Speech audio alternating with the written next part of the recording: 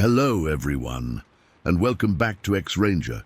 Before we begin, I thought it would be interesting if each of you could leave a comment indicating which part of the world you're joining us from. Also, don't forget to like and subscribe if you're enjoying the episodes. Now let's get comfortable, relax, and start our program. Story 1. I was just 15 years old when it happened. That summer of 1981, my parents had finally agreed to let me and my two best friends, Jack and Lisa, spend a weekend camping at my uncle's old cabin near Plainfield, Wisconsin. We were so excited to have some independence and adventure away from our boring small town. If only we had known what was waiting for us out there in those woods. We arrived at the cabin on a sunny Friday afternoon in early August. The place was pretty rustic. Just a simple one-room wooden structure with some basic furniture and a small kitchen area. But to us teenagers, it felt like paradise. We spent that first day exploring the surrounding forest, fishing in the nearby creek, and gathering firewood. As night fell, we roasted hot dogs and marshmallows over the campfire, telling scary stories and feeling like proper adventurers. Everything changed around midnight. We had gone inside the cabin and were getting ready for bed when we heard strange noises coming from just outside. At first, it sounded like twigs snapping under heavy footsteps. Then came a low, rumbling growl, unlike anything I'd ever heard before. "What was that?" Lisa whispered, her eyes wide with fear. Jack went to peek out the window, but I grabbed his arm. "Don't!" I hissed. Some primal instinct was screaming at me that we didn't want to see what was out there. For what felt like hours, we huddled together in terrified silence, listening to the sounds of something massive moving around the cabin. Occasionally it would scratch at the walls or emit more of those bone-chilling growls. I was convinced that at any moment the flimsy wooden door would splinter and some horrible monster would burst in to devour us. Just before dawn, I couldn't take it anymore. I had to look. Ignoring my friend's protests, I crept to the window and slowly pulled back the curtain. What I saw in those pre-dawn shadows will haunt me for the rest of my life. It was huge, at least 7 feet tall and massively built.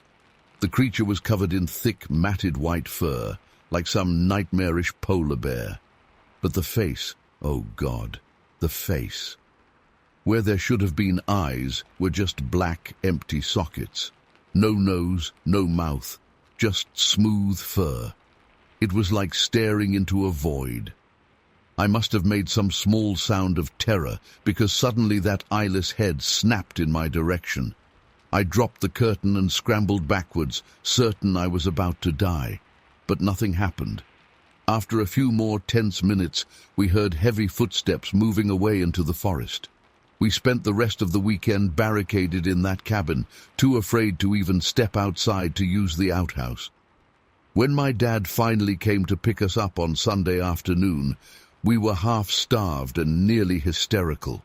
At first, he didn't believe our wild story, but then he found the footprints, massive, 11-inch-long, human-like prints in the mud around the cabin. I'll never forget the look of shock on his face as he measured them. In the years since, I've tried to rationalize what we experienced that night. Maybe it was just some sick prank, or a bear with a deformed face. But deep down, I know we encountered something not of this world, something that shouldn't exist. I still have nightmares about those empty eye sockets staring at me. I can't explain what that creature was or why it was there. All I know is that it was real, and it forever changed how I see the world. There are things out there in the dark that we can't understand, things that defy explanation, and sometimes they find us. That weekend was supposed to be a fun adventure, a taste of freedom before starting high school. Instead, it became a nightmare that has followed me for over 40 years. I've never been camping since. I can't even look at the woods without breaking into a cold sweat. Jack and Lisa and I drifted apart after that summer. I think we all just wanted to forget, But how do you forget something like that? The image of that creature is seared into my mind. Sometimes I wake up in the middle of the night, convinced I can hear those heavy footsteps circling my house.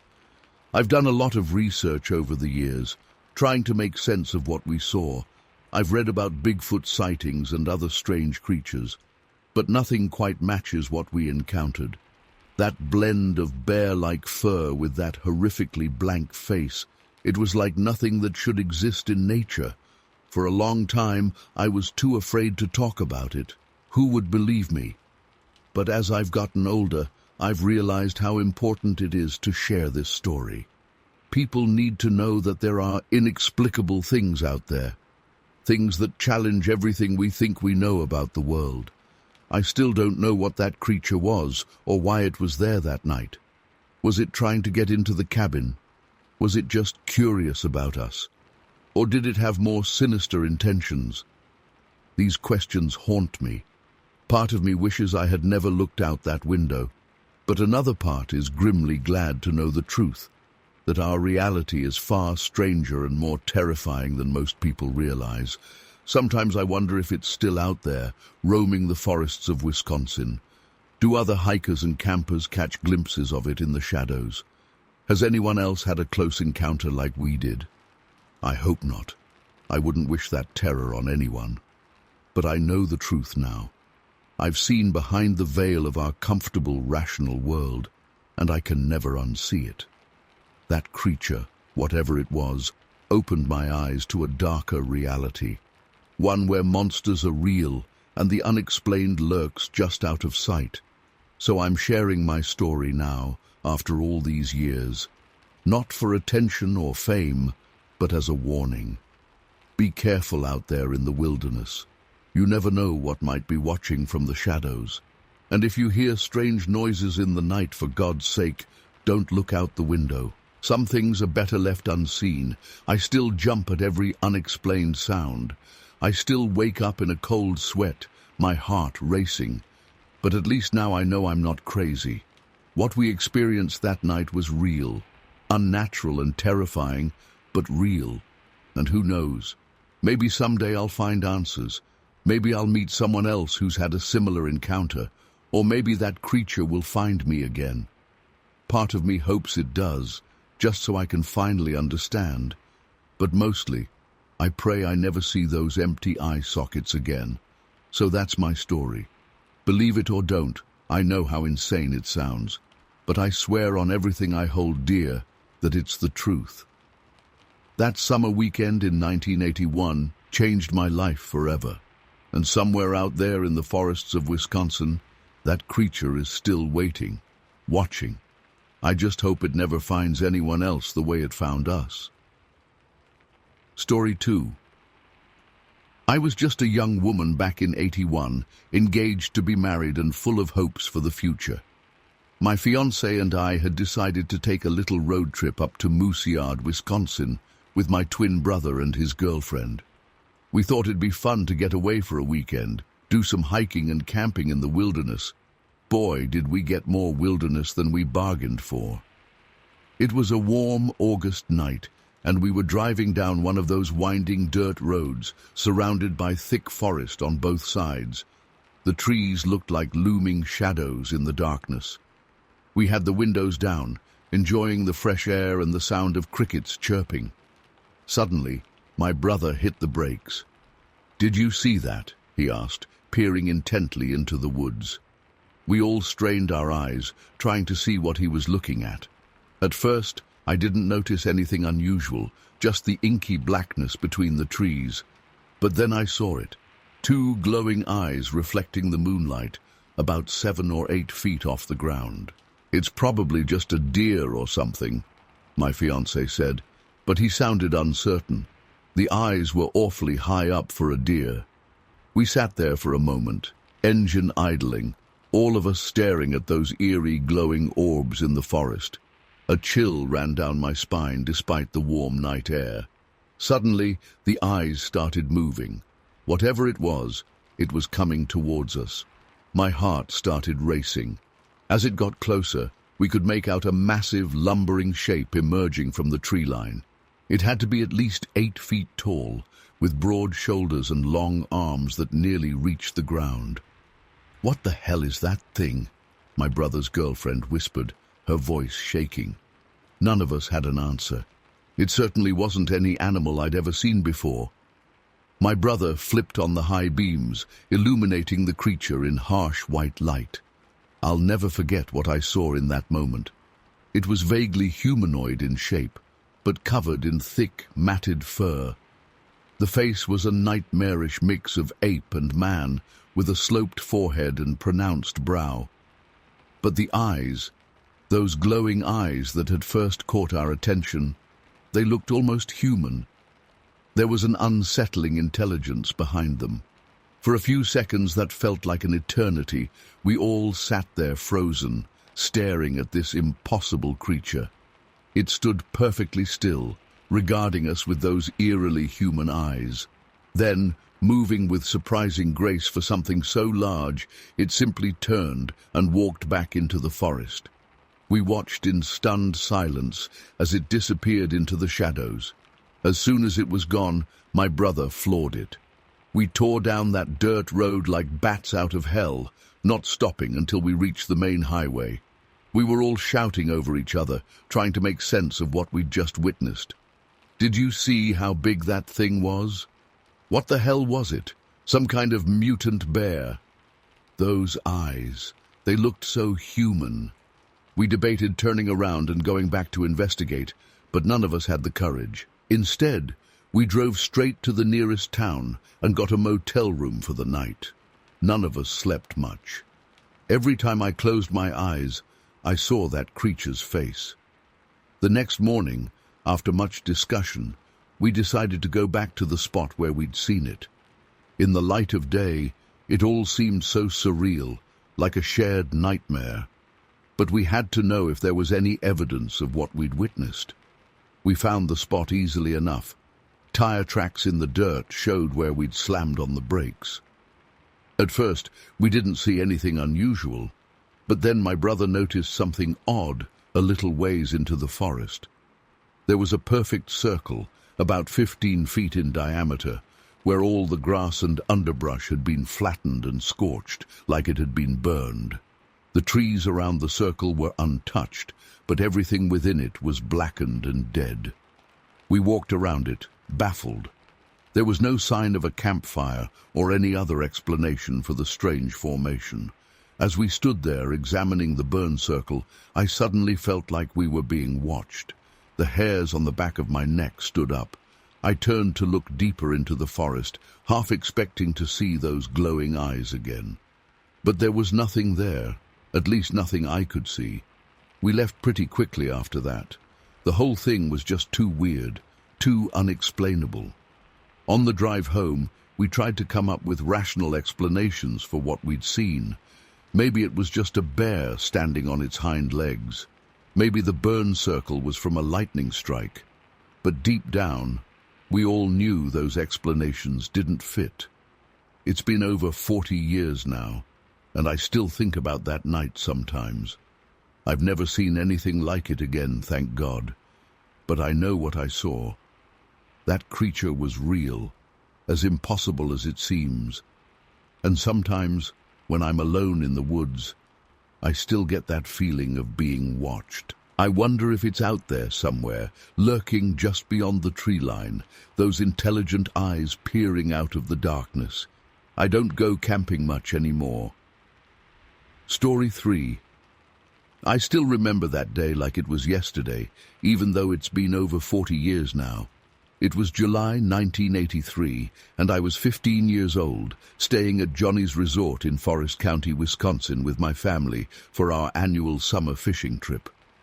I'd always loved these trips, the peaceful lake, the smell of pine trees, lazy days spent out on the water. But that year, everything changed. It was early evening, and I'd decided to do some fishing from the shore while my parents relaxed back at our cabin. The sun was starting to set, casting a golden glow across the lake. I found a quiet spot along the tree-lined bank and settled in with my rod and tackle box. At first, everything was calm and normal. I cast my line out a few times, enjoying the tranquil sounds of nature around me. But after about 20 minutes, I started to get an uneasy feeling. The birds had gone quiet, and there was a tense stillness in the air. That's when I first noticed the smell.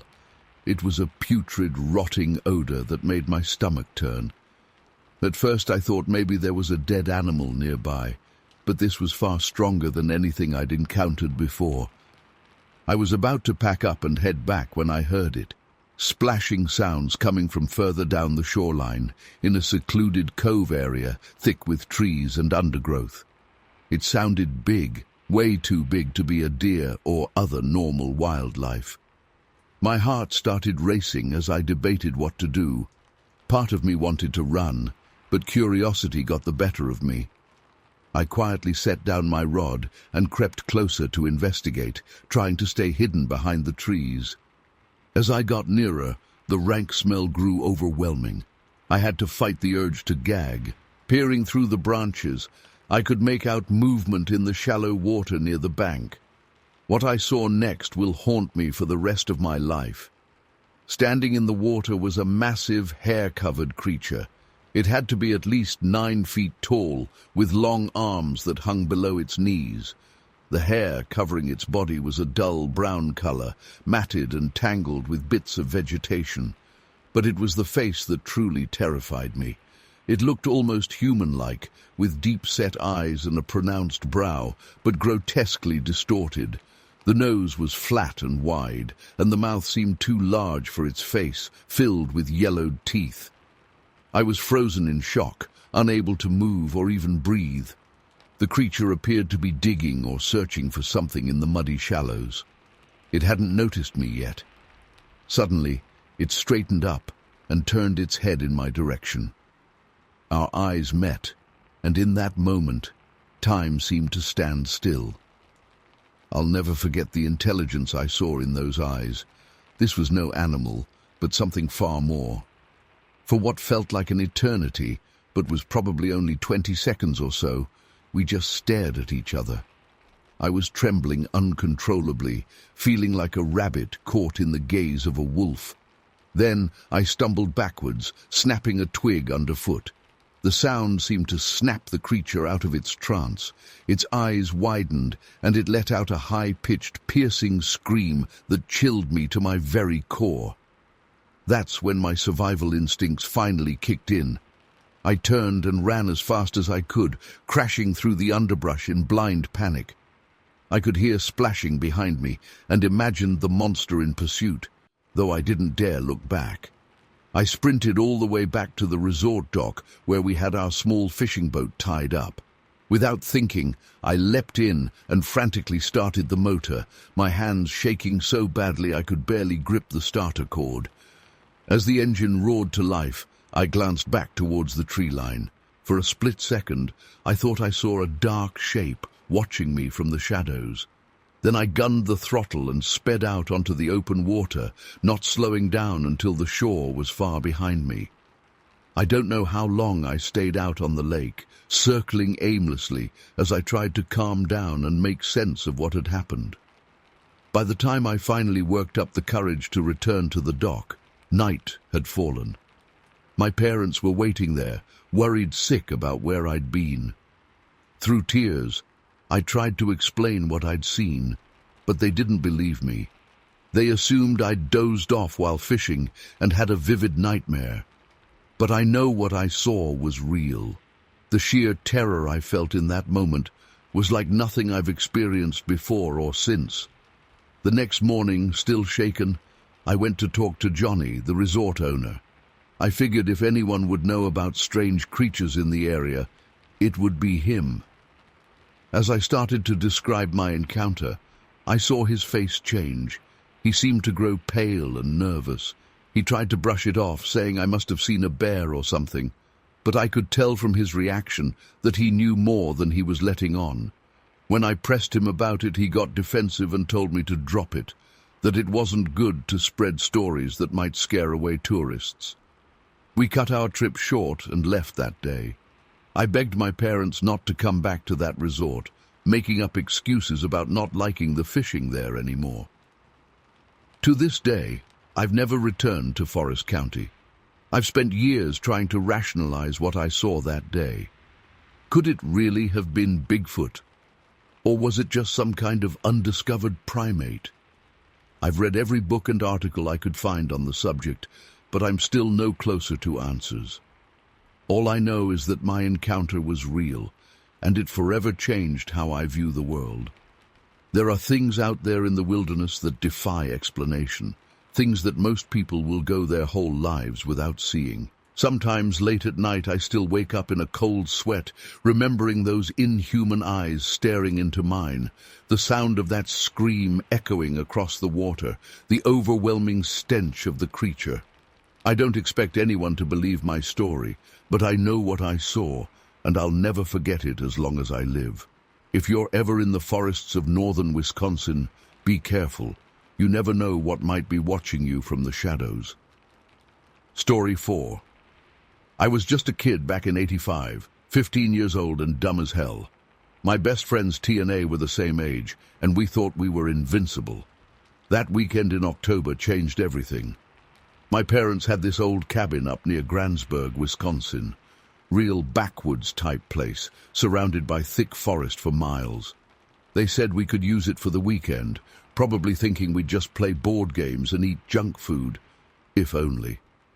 It was a crisp fall day when we arrived, leaves crunching under our feet as we lugged our gear inside. The air had that sharp autumn smell, all pine and wood smoke. We spent the afternoon horsing around, exploring the woods a bit. Nothing too crazy. As the sun started to set, T got this wild idea to go for a night hike. "Come on, it'll be an adventure," he said. A and I weren't so sure, but we didn't want to seem like chickens. So we grabbed our flashlights and headed out into the gathering darkness. At first it was kind of fun. The woods were alive with night sounds, owls hooting, leaves rustling. But after about 20 minutes things started to feel off. The normal forest noises seemed to die away, replaced by an eerie silence. Then we heard it. A low, rumbling growl that didn't sound like any animal I'd ever heard before. "What was that?" A whispered, her voice shaking. "Probably just a bear," T said, but he didn't sound convinced.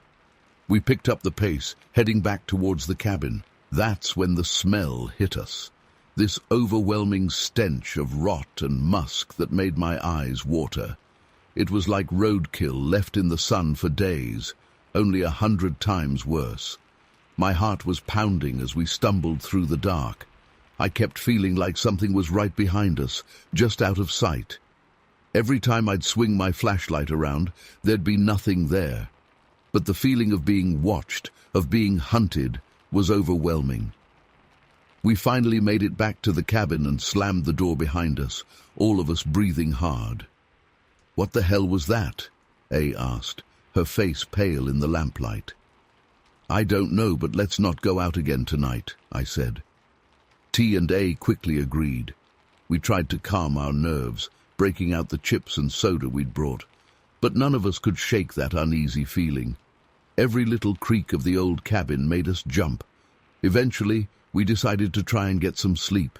The cabin only had one big room with a couple of old beds, so we all bunked down together. Safety in numbers, right? I don't know how long I'd been asleep when I heard a gasp. My eyes snapped open to see her staring at the window, her face a mask of terror. That's when I saw it too. Blocking most of the window was this massive, dark shape. It looked vaguely like a head and shoulders, but way too big to be human. And the eyes. God, the eyes. They were glowing a dull orange, positioned more like a gorilla's than a person's. It was staring right at us, and I swear I could feel the malevolence radiating off it. I was paralyzed with fear, unable to move or even breathe. The thing seemed to be trying to look inside, tilting its head slightly as if puzzled by what it saw.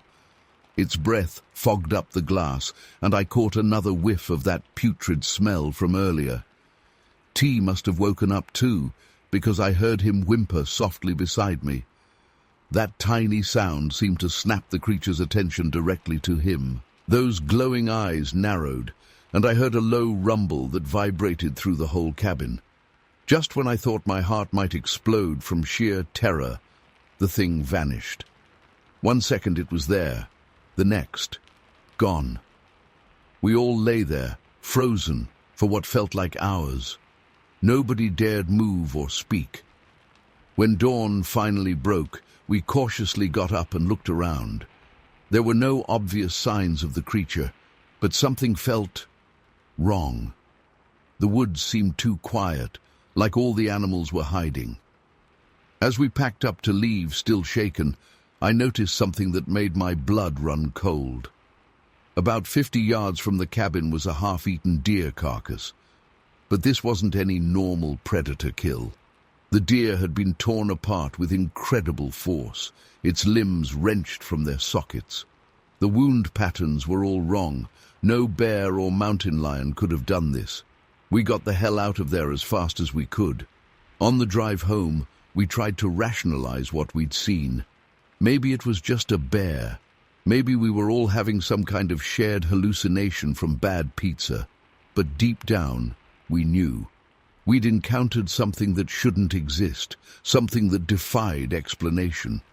I've never been back to that cabin. My parents sold it a few years later, saying they always felt uneasy there. Sometimes I wonder if they ever saw anything, if they knew what was out there in those woods. To this day, I can't shake the memory of those glowing orange eyes staring in at me. I've done research over the years, read accounts of similar encounters. Some people call it Bigfoot, others have different names. I don't know what it was, but I know it was real, and I know it's still out there, somewhere in the forests of Wisconsin, waiting. I still have nightmares sometimes. In them, I'm back in that cabin, and those eyes are always watching, waiting, hungry. I wake up in a cold sweat, the phantom stench of rot in my nostrils. T.A. And I don't talk about that night much anymore. It's like this unspoken thing between us. But sometimes when we're together, I'll catch one of them glancing nervously over their shoulder, as if expecting to see that hulking shape again. I've tried to convince myself it was just our imaginations running wild. But then I'll hear about missing hikers in that area, or strange animal mutilations, and that old fear comes creeping back. Whatever it was we saw that night, it changed us. It opened our eyes to the fact that the world is bigger and stranger than we ever imagined. And sometimes, in the dark of night, when the wind rustles through the trees just right, I swear I can hear that low, inhuman growl again. I don't go camping anymore. I don't hike in the woods.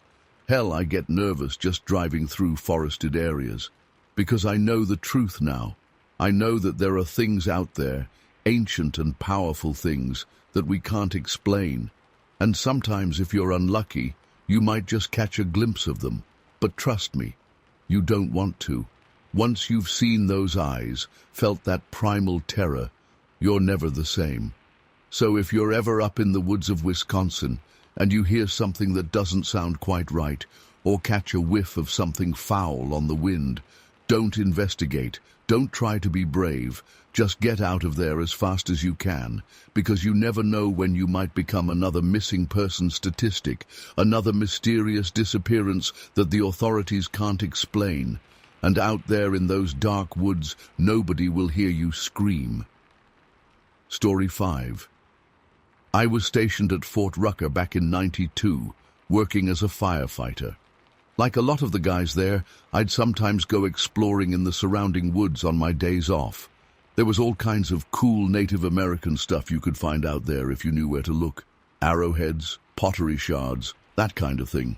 This one day in April, I decided to head out to this little creek I knew about, maybe 5 miles off base. It was a beautiful spring afternoon, warm but not too hot yet. I remember the trees were just starting to get their leaves back. I hiked out there with my backpack, planning to do some relic hunting along the banks. I'd been out there for a couple hours, just slowly working my way upstream, keeping my eyes peeled for anything interesting. I'd found a few small pieces of pottery, nothing too exciting. It was getting on towards evening, and I was thinking about heading back soon. That's when I saw it. I was crouched down by the water, sifting through some pebbles, when I got this weird prickly feeling on the back of my neck. You know that feeling when you just sense someone watching you? It was like that, but more intense. I slowly stood up and looked across the creek. There was this shape, a dark silhouette, partially hidden behind a big oak tree. It was huge, had to be at least 7 feet tall. My first thought was it must be a horse that had wandered off from somewhere, but something about it just felt off. The proportions weren't quite right for a horse. And it was so still. I blinked hard, thinking maybe my eyes were playing tricks on me in the fading light. But when I looked again, it was still there, just watching. I couldn't make out any features, just this big, dark shape. My heart started racing. Every hair on my body felt like it was standing on end. I had this overwhelming urge to run, but I was frozen in place. I don't know how long I stood there staring at it. Probably only a few seconds, but it felt like forever. Then I heard a twig snap off to my left. I whipped my head around to look, and when I turned back, the shape was gone. Just vanished. I didn't stick around to investigate. I turned and booked it out of there as fast as I could. I was running so hard I could barely breathe, crashing through the underbrush, not even caring about the branches whipping my face. When I finally got back to my truck, I just sat there for a while, hands shaking, trying to catch my breath and calm down. I kept telling myself it was nothing, just a horse, or maybe a bear standing on its hind legs. But deep down, I knew it wasn't either of those things. I didn't tell anyone about it at first. I mean, what was I going to say? That I saw some kind of monster in the woods? I'd have been laughed off the base. So I just tried to forget about it and convince myself I'd imagined the whole thing. But a couple weeks later, I was having a beer with this guy Jake, who was in the Rangers. We got to swapping stories about weird stuff we'd seen, and I ended up telling him about what happened at the creek. I expected him to laugh it off, but he got real quiet and serious. Then he told me he'd had similar experiences a few times when he was out on training exercises.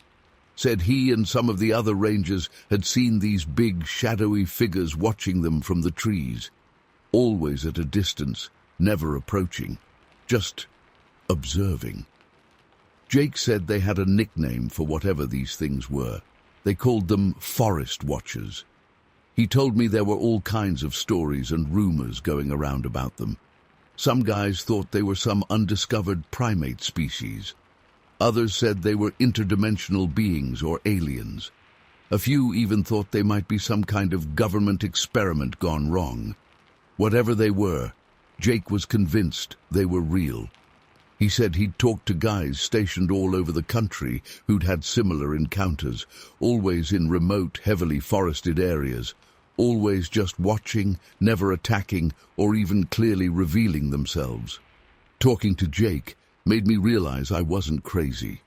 What I'd seen out there by that creek was real. I still don't know exactly what it was, but I know it wasn't anything normal.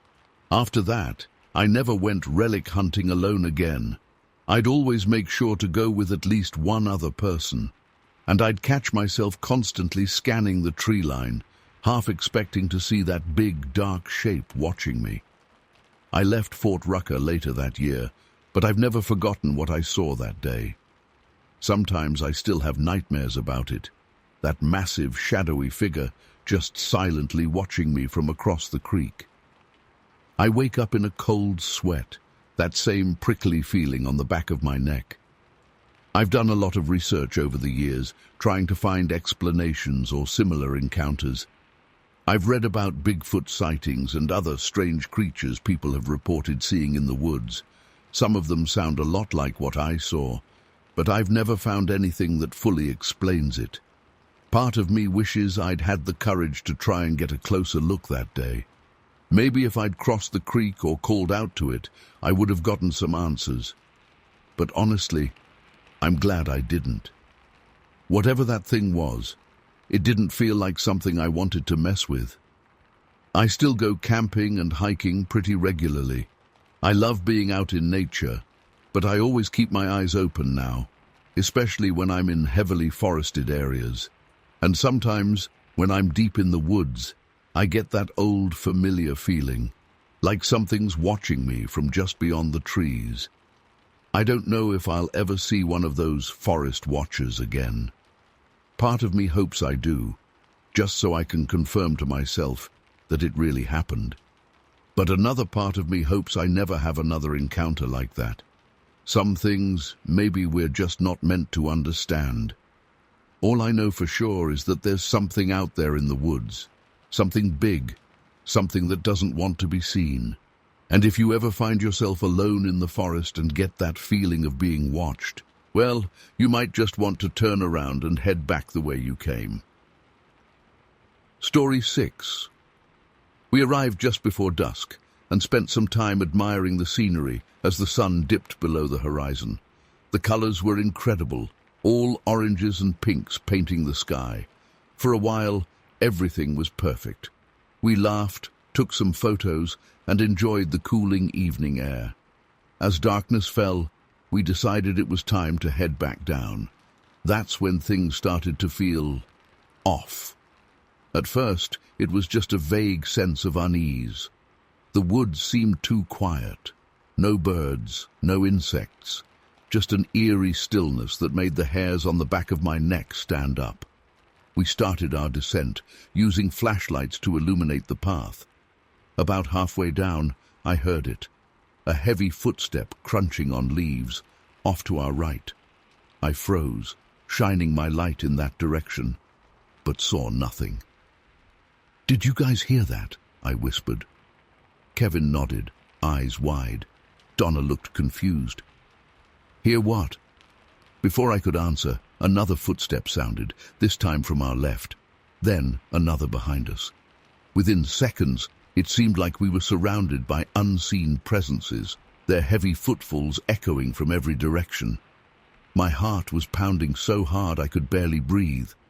Fight or flight instinct kicked in, and I fumbled for the small pistol I kept in my backpack. Kevin did the same. We'd both grown up hunting and carried for protection on hikes. Donna just stood there, paralyzed with fear. "Who's there?" Kevin shouted, his voice shaky. "We're armed. Show yourselves." No response came, just more footsteps getting closer. I counted at least 5 or 6 distinct sets. Whatever was out there, there were a lot of them. "Let's go," I hissed, grabbing Donna's arm. "Now!" We took off down the trail at a run, stumbling in the darkness. The footsteps followed, keeping pace effortlessly. They seemed to move with purpose, cutting us off whenever we tried to veer off the main path. It was like they were herding us. Donna started to hyperventilate, gasping for air between sobs. "What's happening?" she wailed. "What are they?" I wished I had an answer.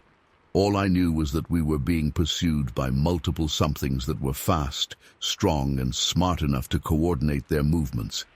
The realization chilled me to my core. We finally broke through the tree line, our car just ahead in the small parking area. I fumbled with my keys, hands shaking so bad I could barely get them in the lock. Just as I wrenched the door open, a deafening roar split the night. It was like nothing I'd ever heard before. Not quite animal, not quite human. The sound reverberated through my entire body. Donna screamed and dove into the back seat. Kevin and I piled in after her. I cranked the engine and peeled out of there, tires squealing on the pavement. In the rearview mirror, I caught a glimpse of massive shadowy figures at the edge of the woods.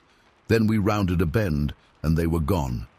We drove in tense silence for several miles, all of us too shaken to speak. Finally, Kevin broke the silence. "What the hell was that?" he asked, voice barely above a whisper. I shook my head. I don't know. I've never experienced anything like it. Donna was curled up in the back seat, still softly crying. They were everywhere, she murmured, all around us, watching, hunting. A chill ran down my spine. She was right. It had felt like we were prey being stalked by highly intelligent predators. But what kind of creatures could move like that? And why didn't they attack when they clearly had us outnumbered and cornered? The questions haunted me for weeks afterward. I had trouble sleeping, plagued by nightmares of those heavy footsteps and that bone-shaking roar. During the day, I found myself jumping at every little sound, half expecting to see hulking shapes lurking in the shadows. I tried to rationalize it.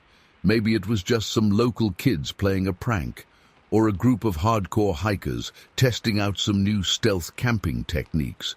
But deep down, I knew those explanations didn't fit. Whatever was on that mountain that night wasn't human. I did some research, digging through old newspaper archives and local folklore. I found a few similar accounts from Lookout Mountain over the years. Hikers feeling watched, hearing strange sounds, catching glimpses of large, hairy figures. Some called them Bigfoot or Sasquatch. Others said they were some kind of primitive humans that had survived in isolation. A few even claimed they were interdimensional beings or aliens. Honestly, I don't know what to believe. All I know is what I experienced that night. The feeling of being surrounded, pursued by multiple unseen presences that moved with terrifying coordination and intelligence. The way they seemed to anticipate our movements, cutting off escape routes. That soul-shaking roar that I still hear in my dreams sometimes. It's been almost 30 years now, but I've never gone back to Lookout Mountain. Kevin and Donna haven't either. We don't talk about that night much. It's like there's an unspoken agreement to try and forget it ever happened. But I know none of us ever will, not really. Sometimes I wonder if they're still up there, those unknown creatures, still watching, still waiting. And I wonder how many other hikers have had similar encounters that they were too afraid or embarrassed to talk about. All I can say is, if you ever find yourself on Lookout Mountain after dark, be careful. Listen for those heavy footsteps, and if you hear them, run. Run as fast as you can, and don't look back. Because whatever's up there, it's not something from our world. And I don't think it's friendly. I've tried to move on with my life, to push that night to the back of my mind. But every now and then, something will trigger the memory.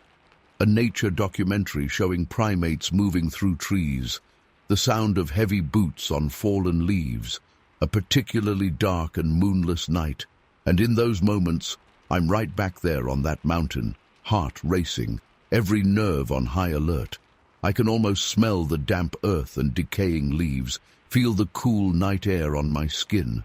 And I swear, sometimes I catch a whiff of something else, a musky animal odor that doesn't belong to any creature I know. I've talked to a few cryptozoologists and paranormal researchers over the years, sharing my story. Some think it was a family group of Bigfoot. Others suggest more outlandish theories, interdimensional beings, government experiments gone wrong, even demons or nature spirits. Honestly, I don't know what to believe.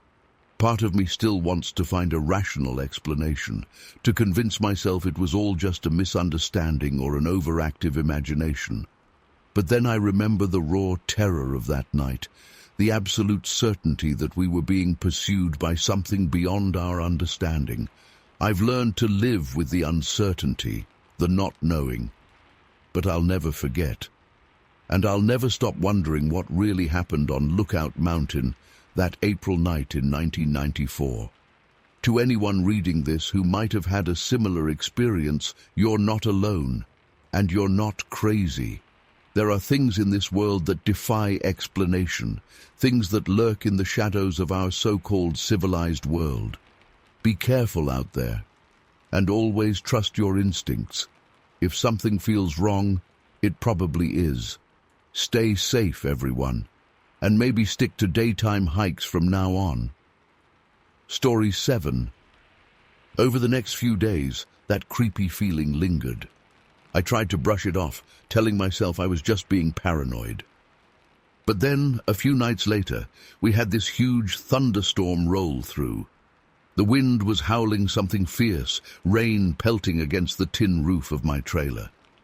I was lying in bed, unable to sleep with all the noise, when I heard it.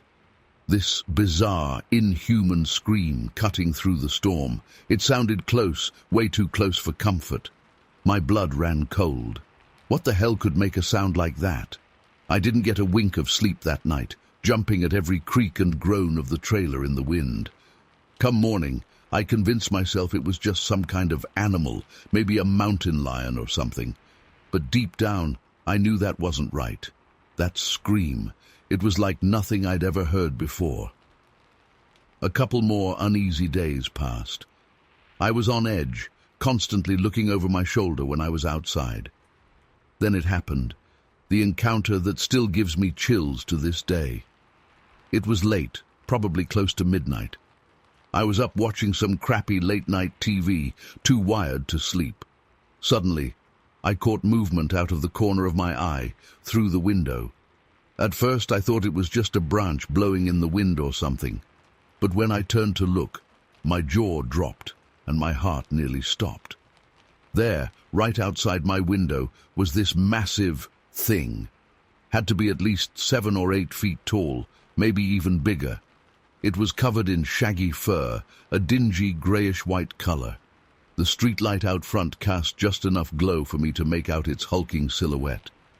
I froze, too terrified to move a muscle. My mind was racing, trying to make sense of what I was seeing. It couldn't be real, right? But there it was, plain as day, peering into my window. The craziest part was, it didn't seem aggressive at all. It was just looking, almost curious, like it was studying me as much as I was studying it. We locked eyes for what felt like an eternity, though it was probably only a few seconds. Its eyes, I'll never forget them.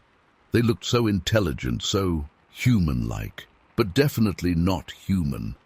After what seemed like forever, it slowly turned and lumbered off into the darkness. I sat there for I don't know how long, heart pounding, trying to process what I'd just seen. Part of me wondered if I was going crazy, if maybe I'd dozed off and dreamed the whole thing. But I knew deep down it was real. I didn't sleep a wink that night. As soon as the sun came up, I ventured outside, half expecting, hoping, to find no trace of the creature. But there, in a dusty patch of ground near my trailer, was a single, massive footprint. Had to be at least 12 inches long.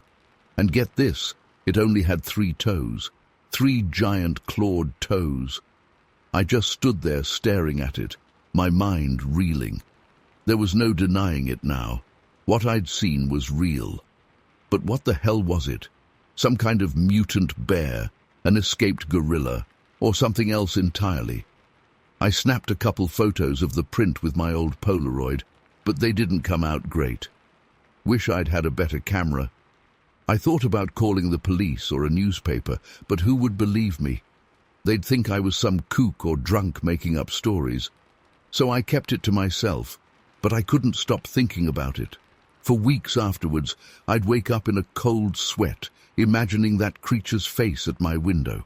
I started keeping my rifle by the bed, though deep down I knew it probably wouldn't do much good against something that size.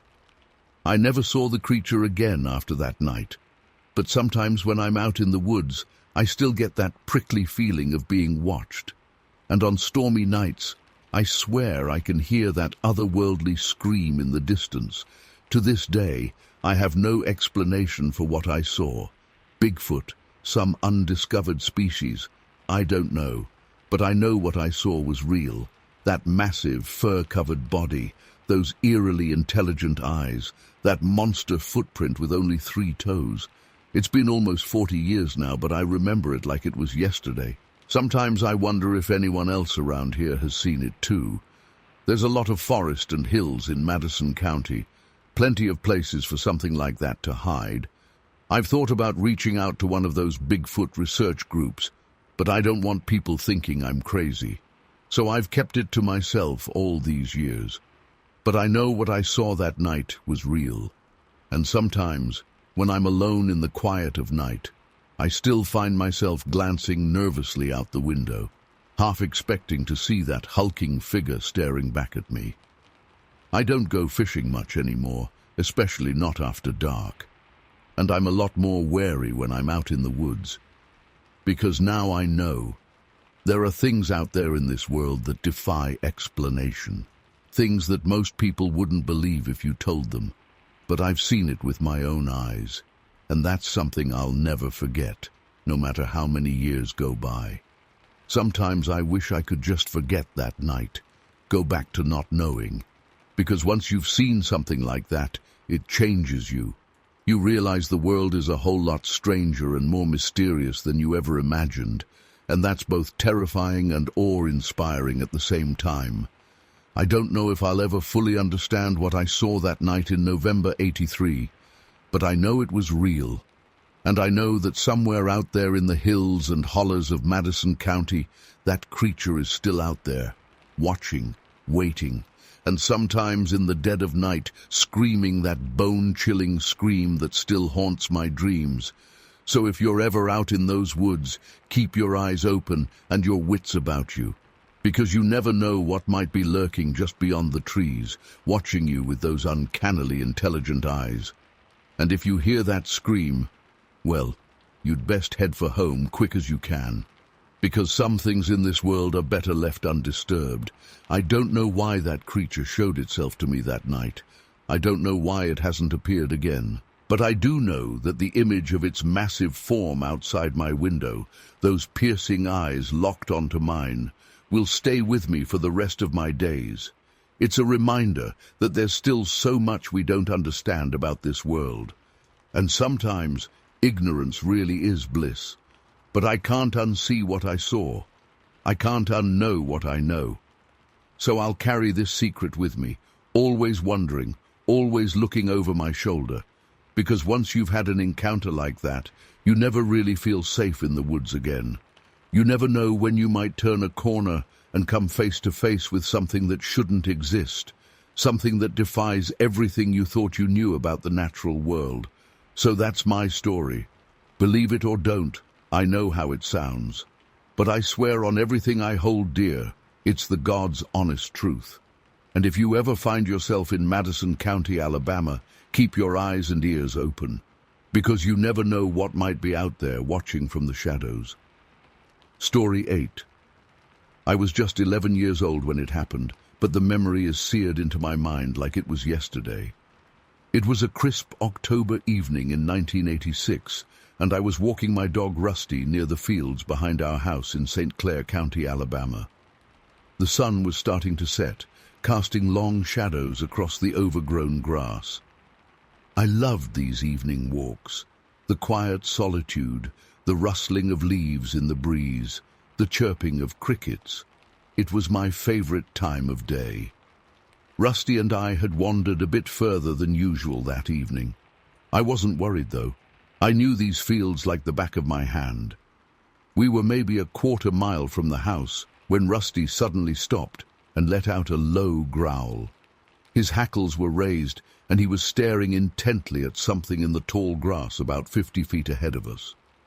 At first, I didn't see anything, but then I noticed some movement. My heart started racing as I squinted to make out what it was.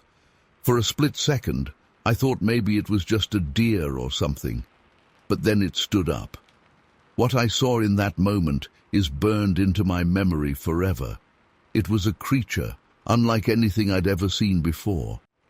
It looked vaguely human in shape, but was completely covered in tangled, matted hair. The hair was a grayish-white color, like an old man's beard. But this was no man. It was huge, at least 7 feet tall and incredibly broad. And it was completely naked except for all that hair. I froze in terror, unable to move or even breathe. The creature seemed just as startled to see me. For what felt like an eternity, we just stared at each other. Its face was mostly obscured by hair, but I could make out two glinting eyes peering at me from beneath a prominent brow ridge. Suddenly, my paralysis broke, and I let out a terrified scream. To my shock, the creature screamed back, a high-pitched, almost human-like shriek of fear. That's when Rusty started barking furiously and lunging at the end of his leash. Pure instinct took over, and I turned and ran as fast as I could back towards home, dragging poor Rusty behind me. I could hear crashing sounds in the grass behind us as the creature apparently fled in the opposite direction. I didn't dare look back. I just ran and ran until my lungs were burning. When I finally reached our backyard, I collapsed onto the grass, gasping for air. Rusty was whining and licking my face. I hugged him tight, my whole body shaking uncontrollably. I sat there for a long time, trying to process what I'd just seen. Part of me wondered if I had imagined it all, but I knew deep down that it was real. The image of that hair-covered creature was etched into my mind. I tried to make sense of it. Maybe it was some kind of escaped circus animal, or a crazy homeless person living in the woods. I had no frame of reference for what I'd encountered. Eventually, I gathered the courage to go inside and tell my parents. They were skeptical, of course, assuming I'd let my imagination run wild in the dark. My dad humored me by grabbing his rifle and going to check it out, but of course he found nothing. I could tell they thought I was either lying or had seen a bear or something and gotten spooked. I didn't talk about it much after that. I knew no one would believe me. But I never forgot. For weeks afterwards, I had vivid nightmares about the creature. I refused to go anywhere near those fields again, especially as it got dark. My parents were concerned about my sudden change in behavior, but I was too afraid to tell them the whole truth again. As the years went by, the memory faded somewhat, but never completely left me. I would think about it from time to time, still unsure of what exactly I had seen that day. It wasn't until many years later, when I was in my 30s, that I stumbled across some articles online about Bigfoot sightings in Alabama. Reading those accounts sent chills down my spine. So many details matched what I had seen: the height, the matted hair, the human-like features. I had never considered that what I saw could have been a Bigfoot. Growing up in Alabama, that just wasn't something that was ever talked about or considered real. But the more I researched, the more convinced I became that's exactly what I encountered that evening in 1986. It explained so much: the creature's apparent fear of me, its speed and agility as it fled, the fact that no trace was ever found. I felt a mix of relief at finally having an explanation, but also a renewed sense of fear and awe at what I had witnessed. I've replayed that encounter in my mind countless times over the years, analyzing every detail. The thing that stands out most, besides its appearance, was how scared it seemed. That scream it let out haunts me to this day. It sounded so human, like it was just as terrified of me as I was of it. I've often wondered what would have happened if I hadn't screamed and run away. Would it have tried to communicate somehow? Or would it have attacked out of fear? I'll never know. Part of me wishes I had been brave enough to stay and observe it longer. But realistically, I know my reaction was pure survival instinct kicking in. Since then, I've become somewhat obsessed with researching Bigfoot encounters, especially in the Southeast. I've never had another experience myself, but I've talked to many others who have had similar encounters in the area. It's both comforting and unsettling to know I'm not alone. I've gone back to those fields a few times as an adult, hoping to maybe catch another glimpse. But I've never seen anything out of the ordinary. Sometimes I wonder if the creature is still out there somewhere, or if it was just passing through. Do they have territories they stick to? Do they migrate? There's still so much we don't know. I've debated many times whether or not to share my story publicly. I know how it sounds. I can hardly believe it myself sometimes. But I know what I saw. That creature was real, and it changed my life forever. I can't explain how or why it was there, in that field in Alabama, but I know it was no bear, no escaped circus animal, and certainly no human. Sometimes I still have nightmares about that day. I'll wake up in a cold sweat, the image of those eyes staring at me from behind a curtain of matted hair still vivid in my mind. But I'm not afraid anymore. Not really. Mostly, I just feel a sense of wonder and gratitude for having experienced something so extraordinary. I often think about that creature, wondering where it is now, if it's still alive. Does it remember our encounter too? Does it ever think about the small human child it stumbled upon that autumn evening? I'll probably never know. But I do know that I'll carry that memory with me for the rest of my life. It's strange how a brief moment can have such a profound impact. That encounter lasted maybe 2 minutes at most, but it completely altered my perspective on the world. It opened my eyes to the possibility that there are things out there we can't explain, creatures that defy our understanding of what's possible. I still love taking evening walks, watching the sunset and listening to the sounds of nature. But now, I always keep a watchful eye on the tree line, wondering what might be lurking just out of sight. Not out of fear, but out of hope that maybe, just maybe, I'll get another glimpse of something extraordinary. Story 9. It was late October, and my buddy Jake and I decided to do some night fishing and wildlife watching along the river in Otaga County. We'd heard stories about strange sightings in the area for years, but never put much stock in them. Looking back, I wish we'd taken those tales more seriously. We set up our gear near a secluded bend in the river, about a mile from the nearest road. The moon was full that night, casting an eerie glow through the trees. As avid outdoorsmen, Jake and I were no strangers to the sounds of the forest at night. But something felt off from the moment we arrived. The woods were unnaturally quiet. No chirping insects, no rustling small animals, just dead silence. "Man, it's creepy out here tonight," Jake whispered as we baited our hooks. I nodded in agreement, trying to shake off the growing sense of unease. To break the tension, Jake suggested we try calling for owls. It was something we often did on camping trips, imitating their distinctive hoots.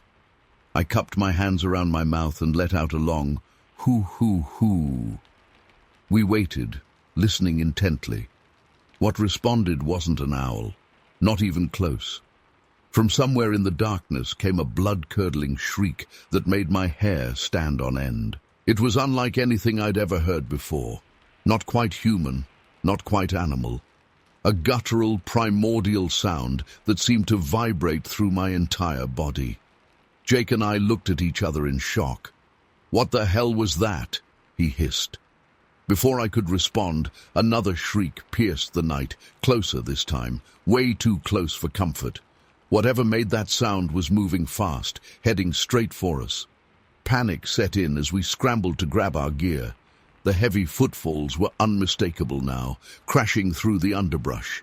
Trees creaked and snapped as something massive barreled towards our position. "Run!" I yelled, abandoning our equipment and sprinting towards the truck. Jake was right behind me as we tore through the woods, branches whipping our faces in the darkness. The creature was gaining on us rapidly.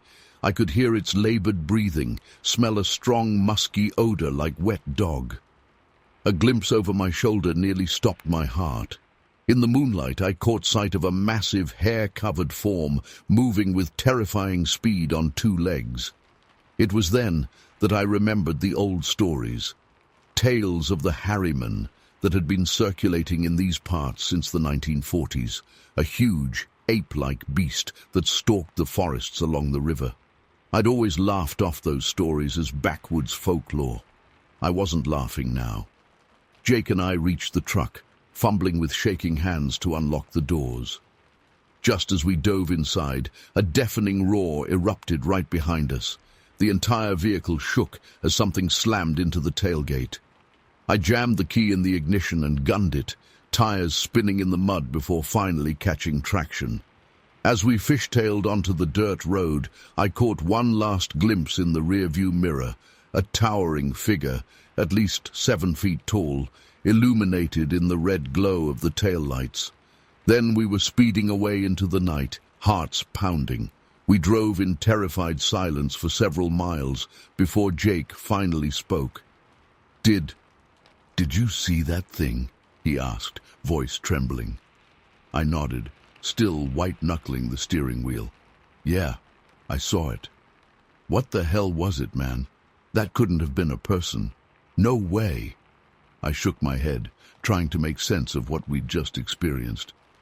"I don't know, but I think it might have been the Harriman." Jake looked at me like I was crazy. "You mean that old legend? Come on, you can't be serious." "I know how it sounds," I said. "But you saw that thing, heard those sounds it made. What else could explain something like that?" We debated back and forth the whole drive home, trying to rationalize what we'd encountered. But deep down, we both knew the truth. Something inhuman had chased us through those woods that night. In the days that followed, Jake and I tried to dig up more information on the Harriman legend. We quickly discovered we weren't the first to have a terrifying encounter in Otago County. Local message boards and paranormal sites were filled with similar accounts dating back decades. Campers hearing bone-chilling screams in the night. Hikers catching glimpses of a massive, hair-covered figure moving through the trees with unnatural speed.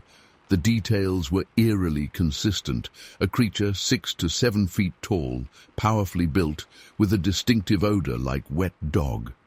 One post in particular caught my attention. An elderly man claimed his father had a run-in with the Harriman back in 1943 while hunting along the river. The creature had apparently charged his camp, sending him fleeing into the night. He described the same terrifying shrieks we'd heard. The more I researched, the more convinced I became that Jake and I had encountered something truly unexplainable that night. Some kind of cryptid or undiscovered primate species that had managed to evade scientific detection for decades. I found myself obsessing over the encounter, replaying every detail in my mind. The raw power and speed of the creature, the primal fear it had awakened in me. I knew I should just try to forget about it and move on with my life. But I couldn't shake the feeling that I'd brushed up against something beyond human understanding. Against my better judgment, I decided to go back. Not to the exact spot where it happened, I wasn't that crazy. But I needed to return to the general area to see if I could find any physical evidence of what we'd experienced. I didn't tell Jake or anyone else about my plan. I knew they'd try to talk me out of it. So one crisp November afternoon, I drove out alone to a public boat launch about a mile upriver from our encounter site. As I hiked along the riverbank, scanning the muddy shore for tracks, that familiar sense of unease crept over me. The forest felt watchful, alive with unseen eyes. Every snapping twig made me flinch. I'd been searching for about an hour when I heard it, that same blood-curdling shriek echoing through the trees. My blood ran cold as I realized my mistake. I'd been so fixated on finding proof that I'd put myself right back in harm's way. I took off running towards my truck, my heart pounding in my ears. The sound of heavy footfalls crashed through the underbrush behind me, gaining rapidly. I pushed myself to run faster than I ever had in my life, branches whipping my face as I tore through the woods. Just as I reached the edge of the tree line, I heard an ear-splitting roar right behind me. I dove the last few feet, scrambling into my truck and locking the doors. As I fumbled with the keys, something massive slammed into the side of the vehicle, rocking it violently. I finally got the engine started and peeled out of there, gravel spraying. In my rearview mirror, I caught a fleeting glimpse of a huge, hair-covered figure standing at the edge of the woods. Then it melted back into the shadows and was gone. That was the last time I went anywhere near the Alabama River. I don't know what's out there in those woods, but I know it's real, and it's dangerous. Sometimes late at night, I still hear those inhuman shrieks echoing in my dreams.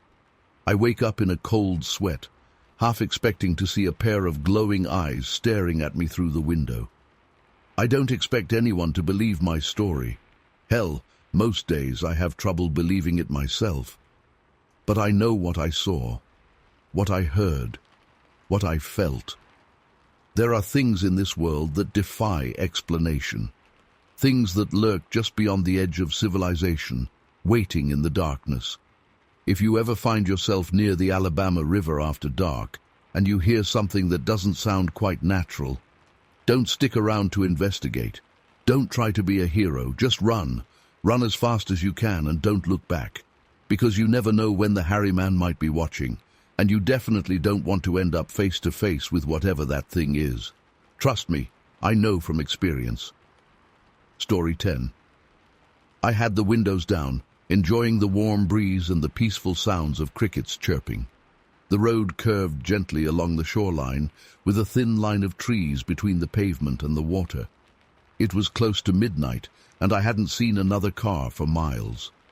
As I rounded a bend, something caught my eye up ahead.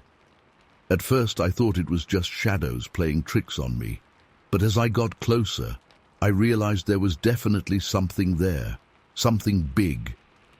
My headlights illuminated a massive dark figure emerging from the tree line.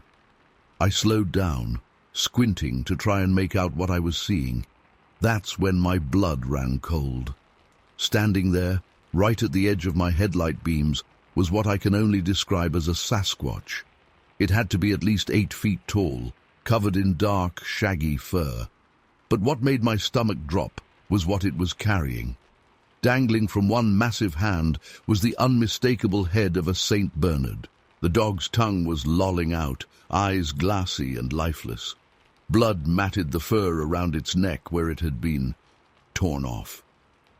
I froze, gripping the steering wheel so hard my knuckles turned white. For a split second, the creature turned and looked right at me. Its eyes reflected my headlights, glowing an eerie yellowish green. We locked eyes, and in that moment, pure terror washed over me.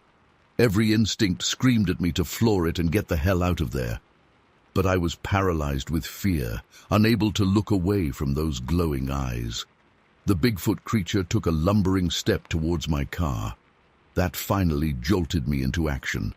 I slammed on the gas pedal, tires squealing as I tore past. In my rearview mirror, I saw the monster turn to watch me speed away, still clutching that poor dog's head. I didn't slow down or look back again until I was safely home with the doors locked. For years, I convinced myself it must have been some kind of hallucination or waking dream. I never breathed a word about it to anyone. Who would believe me anyway?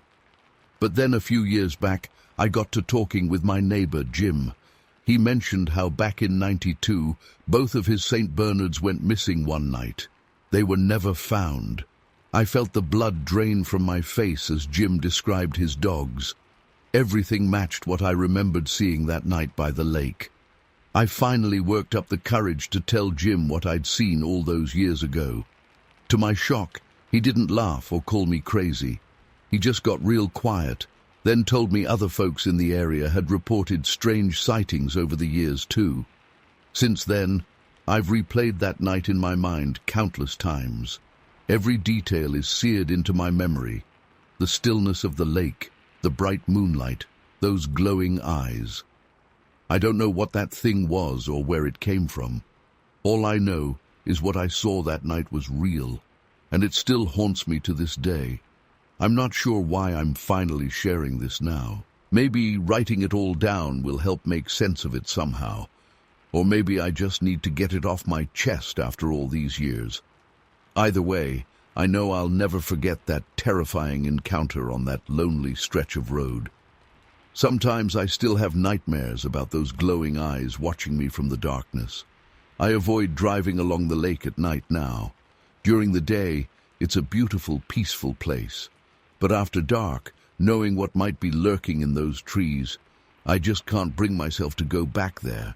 The memory of that massive fur-covered form emerging from the shadows is burned into my mind. Since that night, I've done a lot of research into Bigfoot sightings and encounters. I was surprised to learn how many reports have come out of Alabama over the years. Apparently, the forests and waterways of Marshall County are prime Sasquatch territory. Some of the details I've read in other accounts are chillingly similar to what I experienced. The height, the glowing eyes, the way it moved. It makes me wonder how many other people have had run-ins with these creatures, but were too afraid to come forward. One thing that still bothers me is the dog's head. Why was it carrying that? Was it some kind of trophy? Or maybe it was bringing it back to a den or nest somewhere to feed its young. The thought of there being more of those things out there, possibly a whole family, is terrifying.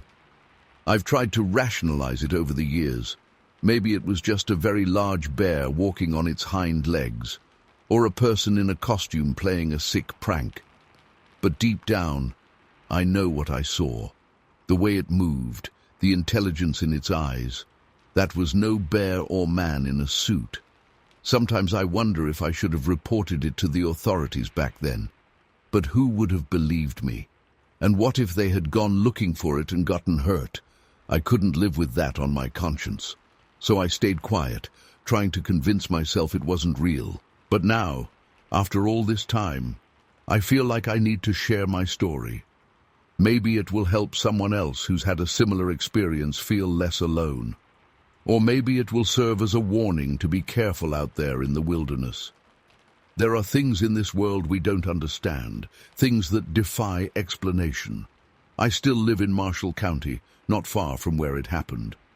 Some nights when the moon is full, I find myself staring out the window towards the lake. Part of me is terrified I'll see that hulking shape emerge from the trees again. But another part almost hopes I will, just to prove to myself once and for all that I'm not crazy. I've thought about setting up trail cameras in that area, trying to catch evidence, but honestly, I'm too scared of what I might find. What if I actually got proof? Would anyone believe me? Or would it just make people think I was some kind of hoaxer? So for now, I just live with the memory and the lingering fear. I'm more cautious these days, especially in the woods or near the water. I'm always listening, always watching the tree line, because I know what's out there, lurking in the shadows, and I never, ever want to come face to face with it again. I hope sharing my story helps someone out there feel less alone if they've experienced something similar. And if you're ever driving through Marshall County late at night, keep your eyes on the road, but maybe spare a glance towards the trees now and then. You never know what might be watching you from the darkness. Story 11. I'll never forget that September day in '94. My wife and I had driven out to the lake in Dallas County for what was supposed to be a relaxing day of fishing. We'd been there plenty of times before, but this trip would change everything. It was a beautiful fall morning as we loaded up our gear and headed out on the water. The air was crisp and the trees were just starting to show hints of color.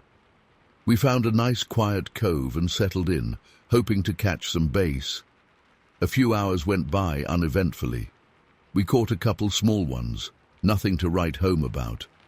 As the day wore on, I started to get an uneasy feeling, like we were being watched. I tried to shake it off, telling myself it was just my imagination, but I couldn't help scanning the tree line, looking for something. Around mid-afternoon, my wife suggested we take a break and stretch our legs. We pulled the boat up to a little beach area and walked up into the woods a bit. That's when I noticed some strange tracks in a clearing. They looked almost like bare human footprints, but much larger, easily 15 inches long, and the stride length was huge, way beyond what a person could do. I called my wife over to look. "What do you make of these?" I asked. She crouched down to examine them closer. "I don't know," she said, sounding unsettled. "They're definitely not from any animal I've ever seen. Do you think it could be, that thing Bill was talking about?" I knew exactly what she meant. A few weeks back, our neighbor Bill had told us about a frightening encounter he and his family had in these same woods. They'd been out picking blueberries when they saw some bushes shaking.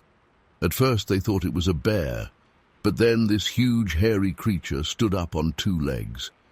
Bill said it had to be at least 8 feet tall. They all ran back to their car as fast as they could.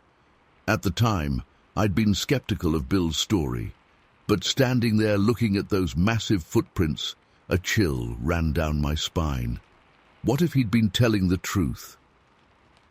We decided to head back to the boat.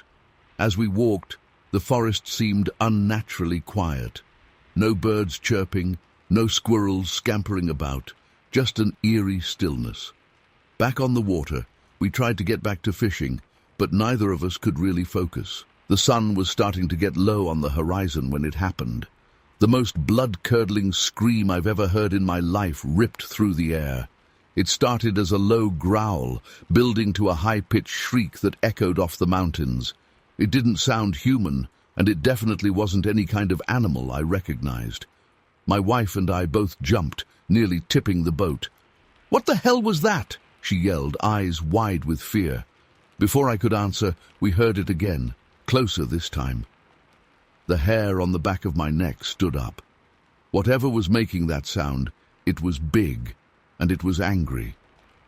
"We need to get out of here, now," I said, grabbing the oars and starting to row as fast as I could toward the boat launch.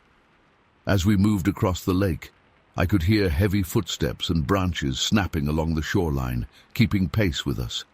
Every few seconds that horrifying screech would pierce the air again. It was following us. My arms were burning, but pure adrenaline kept me going. Finally, mercifully, we reached the boat launch. I've never moved so fast in my life as we did hauling that boat out of the water and onto the trailer. We peeled out of there, gravel flying. In the rearview mirror, I caught a glimpse of something massive and dark moving at the edge of the trees. I hit the gas harder. Neither of us spoke for the first 20 minutes of the drive home. We were both in shock, trying to process what had just happened. Finally, my wife broke the silence. That wasn't natural," she said quietly. "What do you think it was?" I gripped the steering wheel tighter. "I don't know, but I know what I heard, and I know what I saw, and I never want to experience anything like that again." In the weeks and months that followed, we tried to rationalize it. Maybe it was some kind of weird atmospheric phenomenon. Maybe someone was playing an elaborate prank. But deep down, we both knew the truth. There was something out there in those woods, something that shouldn't exist. We never went back to that lake. We sold our boat the next summer. Sometimes I still have nightmares about that scream, that sound of something massive crashing through the underbrush behind us.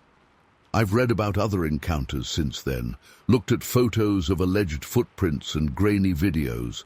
Some seem credible, others are obvious hoaxes, but I don't need any outside validation. I know what I experienced that day. There are things in this world that defy explanation, that lurk just beyond the edge of what we consider reality. I caught a glimpse of one of those things that September afternoon, and it forever changed how I view the world around me. I'm sharing this now because I think people need to know the truth. These creatures are out there. Be careful in the deep woods. And if you hear that scream, run. Run as fast as you can and don't look back. It's been almost 30 years, but I can still hear it sometimes when I close my eyes at night. That inhuman howl echoing across the water. The sound of something impossible. The day I came face to face with the unknown, and my entire worldview shattered. I don't expect everyone to believe me. Hell, some days I can barely believe it myself. But I know what I experienced, and I'll carry that with me for the rest of my days. Story 12. I still remember that day like it was yesterday, even though it's been over 30 years now. I was just a kid, only 8 years old, and my brother Adam was 9. We lived on a small farm in Madison County, Alabama with our parents. It was a pretty normal childhood, helping out with chores, playing in the woods, that kind of thing. But everything changed one hot summer afternoon in 1990. Adam and I were out in the backyard, tasked with feeding the chickens like we did most days. It was a routine chore, nothing exciting. We had a decent-sized chicken coop with about 20 hens, and we'd scatter feed for them and collect eggs. Simple stuff. This particular day was sweltering, the kind of heat that makes the air feel thick and heavy. Sweat was dripping down my back as Adam and I lugged the feed bucket towards the coop. We were griping about having to do chores instead of swimming in the creek to cool off. As we got closer to the chicken coop, I noticed the birds seemed agitated. They were clucking and flapping around more than usual. I figured maybe a snake had gotten in there or something. But then I saw Adam freeze in his tracks, his eyes wide with shock. "Chad," he whispered, "look over there." I turned to see what he was staring at, and my blood ran cold. There, just on the edge of the tree line, about 50 feet from the coop, was the biggest, strangest creature I'd ever seen in my life. It was massive, easily 9 feet tall, maybe more, covered in dark, matted fur from head to toe. The head seemed slightly cone-shaped, sitting directly on broad, sloping shoulders with barely any neck visible. Long arms hung down past its knees. But the thing that struck me most was its face. It looked almost human in a way, not like an ape or a bear.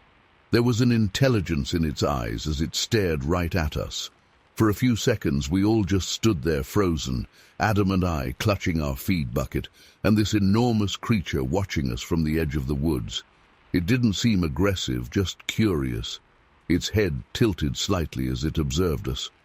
I don't know how long we stayed like that, locked in a silent standoff. It felt like hours, but was probably only 30 seconds or so. Then the creature shifted its weight, and a twig snapped under its foot. That tiny sound broke the spell. Adam and I dropped the feed bucket and ran for our lives, sprinting back to the house as fast as our legs could carry us. I remember the wind rushing in my ears, and my heart pounding so hard I thought it might burst. We burst through the back door, yelling for our mum. She came running from the kitchen, looking alarmed. "Boys, what on earth is wrong?" she asked, as we tried to catch our breath. Adam and I started talking over each other, trying to explain what we'd seen. "There's a monster in the woods. It was huge, like Bigfoot or something." Mom's face changed from concern to skepticism. "Now, boys," she said sternly, "I don't want to hear any tall tales. There's no such thing as monsters or Bigfoot." "But, Mom, we really saw it," I insisted. "It was right there by the chicken coop." She sighed and shook her head. "That's enough of that. I'm sure it was just a bear, or maybe a large dog that scared you. Now go wash up for dinner." Adam and I shared a frustrated look. We knew what we'd seen wasn't any normal animal, but it was clear Mom wasn't going to believe us. That night, I barely slept. Every little sound outside made me jump. I kept picturing that creature's face, those eerily intelligent eyes. What was it? Where did it come from? The next morning, Adam and I were extra cautious as we went out to feed the chickens. We scanned the tree line nervously, half expecting to see the creature again. But there was no sign of it. However, as we approached the coop, we noticed something odd. Feathers were scattered all around the outside of the enclosure, and when we counted the chickens, 3 were missing. We told our parents about the missing birds. Dad figured a coyote or fox must have gotten in somehow, even though the coop seemed secure. He reinforced some of the fencing that day, but over the next few weeks we kept losing chickens, always at night, always with just a scattering of feathers left behind. Dad was baffled. There were no signs of the coop being breached, no holes dug under the fence. It was like the birds were just vanishing. It wasn't just our chickens either. We started hearing stories from neighbors about missing livestock and pets. Old Mr. Johnson down the road lost half his flock of prized phazos in one night. Adam and I knew in our guts it had to be connected to the creature we saw, but every time we tried to bring it up, our parents shut us down. They were convinced it was just normal predators, maybe a particularly crafty coyote. About a month after our encounter, I woke up in the middle of the night to a weird sound outside my window. It was a low, rumbling vocalization, not quite a growl, almost like very deep, guttural speech. I was paralyzed with fear, too terrified to even call out for my parents. The sound continued for maybe a minute, then faded away. In the morning, I found large, bare footprints in the mud under my window. They were huge, easily twice the size of my dad's feet. I tried to show my parents, but a sudden rainstorm washed them away before they could see. The chicken disappearances and weird nighttime sounds continued sporadically over the rest of that summer and into the fall. Adam and I took to carrying our BB guns with us whenever we went into the backyard, not that they would have done much good against something that size. We never saw the creature clearly again, but there were times we'd catch glimpses of movement in the woods or hear heavy footsteps and breaking branches when we were outside after dark. That prickly feeling of being watched became all too familiar. Our parents remained skeptical, chalking our fears up to overactive imaginations. But Adam and I knew the truth. Something strange was out there in the woods of Madison County, something that defied explanation. As winter set in, the incidents became less frequent. By the following spring, things had mostly returned to normal. We stopped losing chickens. The eerie nighttime sounds ceased. It was like whatever had been out there just moved on. But to this day, I've never forgotten that encounter. The image of that massive fur-covered figure is seared into my memory. Sometimes I wake up in a cold sweat, the echo of that low, rumbling vocalization ringing in my ears. I've read about other Bigfoot sightings over the years, and so many details match what Adam and I experienced. The height, the cone-shaped head, the curiosity without aggression. I know now that we weren't alone in what we saw. I'm an adult now, with kids of my own. We don't live on that farm anymore. My parents sold it years ago when they retired.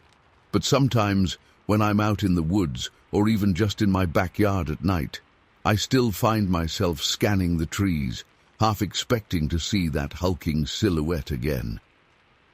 I don't know what it was we encountered that day. Bigfoot, skunk ape, some unknown species. I can't say for sure. But I know it was real. And I know that there are things out there in this world that defy conventional explanation, things that lurk just beyond the edge of the known, waiting to be discovered. So if you're ever out in the woods of northern Alabama and you hear something large moving through the trees, or catch a whiff of a musty animal smell on the breeze, be alert. You never know what might be watching you from the shadows. Story 13. We headed out to our usual spot in the woods just after sunset. The air was crisp and there was a slight chill, perfect weather for deer hunting. Jake and I set up in our tree stands about 100 yards apart, like we always did. We had our rifles ready and settled in for a long, quiet night of waiting. A few hours passed uneventfully. I was starting to get a bit bored and restless, to be honest. But then, around 1 a.m., everything changed. I noticed some movement along the tree line about 50 yards in front of me. At first I thought it was just a deer, but as I focused my eyes in the darkness, I realized whatever it was seemed to be walking on 2 legs. My heart started racing. A bear, maybe? But we didn't really have bears in that area, and this thing seemed way too big to be a person. I grabbed my binoculars to try and get a better look. What I saw made my blood run cold. It was massive, probably 7 or 8 feet tall at least, and it was covered in dark, shaggy hair. It moved with this weird, lumbering gait on 2 legs. I froze, not daring to move a muscle. My mind was racing, trying to process what I was seeing. It couldn't be what I thought it was. Those were just stories, right? but I couldn't deny what was right in front of my eyes. The creature paused for a moment, and I swear it seemed to look right in my direction. I held my breath, praying it wouldn't come any closer. After what felt like an eternity, it turned and lumbered off into the deeper woods. As soon as it was out of sight, I frantically signaled to Jake. He climbed down from his stand and rushed over to me. I was shaking as I told him what I'd seen. Jake looked skeptical at first, but he could tell how rattled I was. We decided to pack up and get the hell out of there. But as we were gathering our gear, we heard a loud crash coming from the direction the creature had gone. Against my better judgment, curiosity got the better of me. We decided to carefully go check it out. We crept through the woods, moving as quietly as we could. The moonlight filtering through the trees cast eerie shadows all around us. Every snapping twig made me jump. After about 10 minutes, we came to a small clearing. What we found there made my jaw drop. There was a full-grown buck laying dead on the forest floor. But here's the crazy part. There wasn't a mark on it. No bullet holes, no claw marks, nothing. It was like it had just dropped dead out of nowhere. And strangest of all, there were no drag marks or signs of how it got there. Something had carried this 200-pound deer and just dropped it in the clearing. Jake and I looked at each other in disbelief. There was no predator in these woods that could take down a buck that size without leaving a mark, let alone carry it, except maybe for what I had seen earlier. We heard another crash in the woods, closer this time. Without a word, we both turned and ran. We didn't stop until we got back to my truck. We peeled out of there as fast as we could, not saying a word the whole drive home. For weeks after, I had trouble sleeping. Every time I closed my eyes, I saw that massive, hair-covered figure moving through the trees. I kept replaying the scene in my mind, questioning if I had really seen what I thought I saw, but I know what I saw that night. And finding that deer, there's just no logical explanation for it. Jake and I talked about it a few times in the following months, trying to make sense of it all. But we never came up with any reasonable answers. We went hunting a few more times after that, but never in those same woods.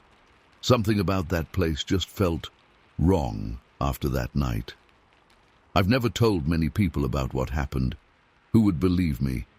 But I know what I saw out there in the Walker County woods. There are things in this world that defy explanation, things that most people write off as campfire stories or urban legends. But I've seen one with my own eyes. And let me tell you, it's a hell of a lot scarier when the monster turns out to be real. That night changed me. I used to love being out in the woods, feeling like I was part of nature. But now, every time I'm in the forest, especially at night, I can't shake this feeling of being watched. Like there's something out there, just beyond the trees, waiting. I've done a lot of research since then, trying to find similar stories or explanations. I've read about Bigfoot sightings and other strange creatures. Some of them sound a lot like what I saw, but nothing quite matches up exactly. It's like this thing was something different, something that shouldn't exist in our world. I still go camping and hiking occasionally, but I'm a lot more cautious now. I always make sure I have a way to defend myself, and I never go out alone. And I sure as hell don't go night hunting anymore. Sometimes I wonder if that creature is still out there, roaming the forests of Walker County, or if there are more of them. The thought keeps me up at night sometimes, because if something like that can exist without most people knowing about it, what else might be out there? I've tried to rationalize it over the years. Maybe it was just a bear walking funny. Maybe we were overtired and our minds played tricks on us. But deep down, I know that's not true. What I saw that night was real. And the mystery of that deer, I just can't explain it any other way.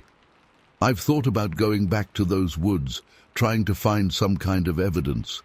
But honestly, I'm scared. Not just of what I might find, but of what might find me. That creature, whatever it was, It was powerful, and it was smart enough to stay hidden all this time. Who knows what it might do if it felt threatened? It's been over 30 years now since that night. Jake and I don't talk much anymore. Life took us in different directions, but every once in a while I'll get a call from him late at night. We don't say much, but I know he's thinking about it too, about what we saw, what we experienced. It's like this unspoken thing between us, this secret that we can't quite put into words. I'm sharing this story now because, well, I guess I need to get it off my chest. And maybe, just maybe, someone out there has seen something similar. Maybe I'm not crazy. Maybe there really are things out there that we can't explain. All I know is that night in the Walker County woods changed my life forever. It opened my eyes to a world beyond what we think we know. A world where monsters might just be real after all. And let me tell you, that's a scary thought to live with. So if you're ever out in the woods of Alabama, or anywhere really, and you hear something moving in the darkness, just be careful, because you never know what might be watching you from the shadows. And trust me, once you've seen it, you can never unsee it. The world never looks quite the same again. Story 14. I'll never forget that day in July 1988. I was 14 years old, home alone for the first time while my parents were out running errands. Our house was on the outskirts of Walker County, Alabama, surrounded by dense forest. I always felt a bit uneasy being there by myself, but I never expected anything like what happened that afternoon. It was a hot, humid day, typical Alabama summer weather. I was lounging on the couch watching TV, trying to stay cool in front of the fan. My brother was supposed to be home soon from baseball practice. I heard a noise at the front door and figured it was him coming home early. But when I looked over, what I saw made my blood run cold. The door handle was jiggling slightly, like someone was trying to open it. Then I noticed something that made me freeze in terror. 3 long, hairy fingers were sliding underneath the door. These weren't human fingers. They were massive. Each one looked to be at least 8 inches long. The skin was a dark, grayish color, covered in coarse brown hair. But the most disturbing part was the nails. They were jet black and looked wickedly sharp, almost like claws. I sat there paralyzed, unable to move or make a sound. The fingers kept probing under the door, as if searching for something. I could hear heavy breathing on the other side. Whatever this thing was, it was big. After what felt like an eternity, but was probably only a minute or two, the fingers suddenly retracted. I heard heavy footsteps moving away from the door. Still, I didn't dare move. I just sat there shaking, convinced that if I made any noise, the creature would come back. It wasn't until I heard my brother's car in the driveway about 20 minutes later that I finally found the courage to get up. I ran to him as soon as he walked in the door, sobbing hysterically. He thought I was playing some kind of prank at first, but when he saw how terrified I was, he knew something was seriously wrong. I managed to choke out what had happened between sobs. My brother immediately went to check the front door, but there was no sign of anything unusual. No scratches, no hair, nothing. He walked around the outside of the house too, but didn't see any footprints or other evidence. When our parents got home, we told them what happened. They were skeptical at first, thinking I must have fallen asleep and had a nightmare. But my brother backed me up, saying he'd never seen me that scared before, and that he believed something had really happened. For weeks afterward, I was too scared to be home alone. I kept having nightmares about those long, hairy fingers reaching for me. My parents installed an alarm system and motion-activated lights around the house to help me feel safer. But even with those precautions, I never felt completely at ease in that house again. Every time I was alone, I'd find myself staring at that front door, half expecting to see those fingers slide underneath again. As the years went by, I tried to rationalize what I'd seen. Maybe it was just a raccoon or some other animal. But I knew deep down that wasn't the case. The fingers I saw were far too large and human-like to belong to any normal animal. I started researching similar encounters and came across stories of Bigfoot sightings in Alabama. Some of the descriptions matched what I'd seen. The long, hairy fingers, the dark skin, the sharp nails. It made me wonder if that's what had visited our house that day. But if it was Bigfoot, why did it try to get into our house? And why did it leave so suddenly without trying to break in? Those questions have haunted me for years. I'm 49 now, and I still think about that day often. I've never had another experience like it, but the memory is seared into my mind. Sometimes when I'm falling asleep at night, I swear I can hear those heavy footsteps outside my window. I've told this story to a few close friends over the years, but most people don't believe me. They think I must have imagined it, or that I'm exaggerating. But I know what I saw. Those fingers were real, and they belonged to something that shouldn't exist. Living in Alabama, you hear all kinds of stories about strange creatures in the woods. But until that day, I never really believed any of them. Now, I'm not so sure. There are things out there that we can't explain, things that defy our understanding of the natural world. I still live in Walker County, though not in the same house. I love the area and couldn't imagine leaving, despite what happened. But I'm always a little more cautious when I'm out in the woods. I find myself looking over my shoulder more often, especially when I'm alone. One thing that's always bothered me is why it happened that specific day. Was it just random chance, or was there something that drew that creature to our house? I've gone over it in my mind countless times, trying to remember if there was anything unusual leading up to that afternoon. The only thing I can think of is that a few days before, my brother and I had been playing in the woods behind our house. We'd ventured further than usual, into an area we'd never explored before. I remember feeling uneasy, like we were being watched. At the time, I brushed it off as just my imagination. But now, I wonder if we had unknowingly entered that creature's territory. Sometimes I think about trying to find answers. There are Bigfoot research groups that investigate sightings and collect evidence. Part of me wants to reach out to them, to see if anyone else in the area has had similar experiences. But another part of me is scared of what I might learn. What if there really is a population of these creatures living in the forests of Alabama? What if my encounter wasn't just a one-time thing, but part of a larger pattern? The thought is both fascinating and terrifying. I've never gone public with my story before now. I've always been afraid of the ridicule, of people thinking I'm crazy or attention-seeking. But as I get older, I feel a growing need to share what happened to me. Maybe someone out there has had a similar experience.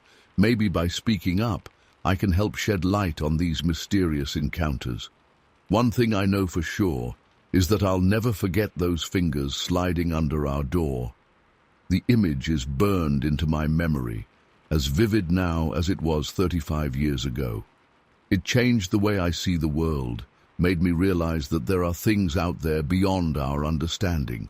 I still have questions that I know will probably never be answered. What exactly was that creature? Why did it come to our house that day? And most importantly, where is it now? Is it still out there in the forests of Walker County, watching and waiting? I don't know if I'll ever have the courage to go looking for those answers. But I do know that I'll always be watching, always be listening. Because once you've seen something like that, you can never truly go back to believing the world is exactly as you thought it was. So if you're ever in the woods of Walker County, Alabama, stay alert. Listen for heavy footsteps in the underbrush. And if you see a shadow that's a little too tall, a little too broad to be human, don't stick around to get a closer look. Because you never know when you might find yourself face to face with something that shouldn't exist. Story 15. It was late, probably close to midnight. Amy and Tommy had gone to bed in the spare room, and I was watching TV in the living room. I remember it was some cheesy horror movie, which in hindsight feels like some kind of sick foreshadowing. Suddenly, I heard a loud banging on the front door. Not knocking. This was aggressive pounding that made the whole door rattle in its frame. My heart leapt into my throat. Who the hell would be out here this late, and why were they trying to break the damn door down? I muted the TV and listened. The banging stopped for a moment, then started up again, even louder. I could hear the wood creaking under the force. Adrenaline surging, I grabbed my dad's old pump-action shotgun from the closet and crept towards the door. "Who's there?" I called out, trying to sound tough, but my voice cracked. No answer, just more thunderous pounding. I flicked on the porch light and peered out the peephole. At first, I didn't see anything in the yellow circle of light. Then a massive shape moved into view, and I almost pissed myself. It was huge, had to be at least 8 feet tall. And it wasn't human. The body was vaguely man-shaped, but bulky and muscular in a way no person could be. The skin was a sickly greyish-white colour that seemed to glow faintly in the light. I stumbled back from the door, my mind reeling.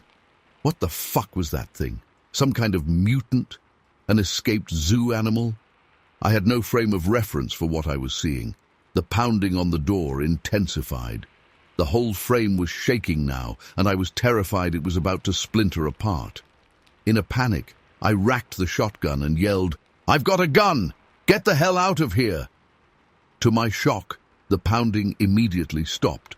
I heard heavy footsteps moving away from the door, then silence.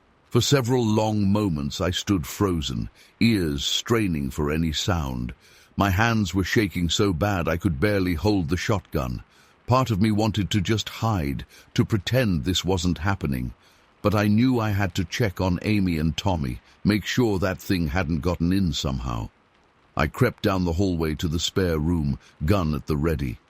Amy and Tommy were still sound asleep, totally unaware of what was happening. I breathed a small sigh of relief, but I knew we weren't safe yet. I needed to see where that creature had gone.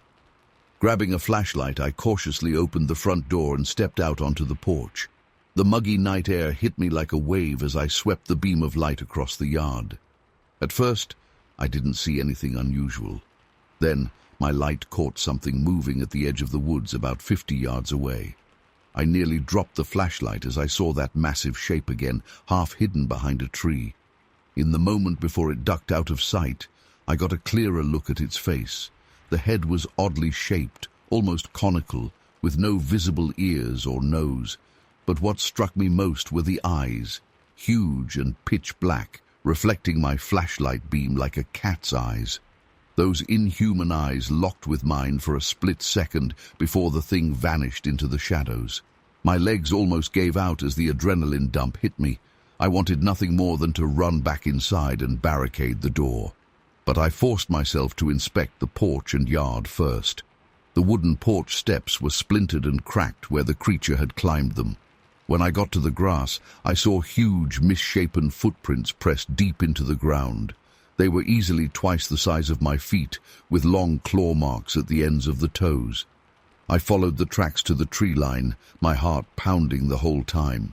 The grass and underbrush were trampled flat in a path leading into the woods. Whatever that thing was, it was strong enough to push through dense forest like it was nothing. I sure as hell wasn't about to follow it into the dark woods. I hustled back inside, locked every door and window, and spent the rest of the night wide awake with the shotgun across my lap.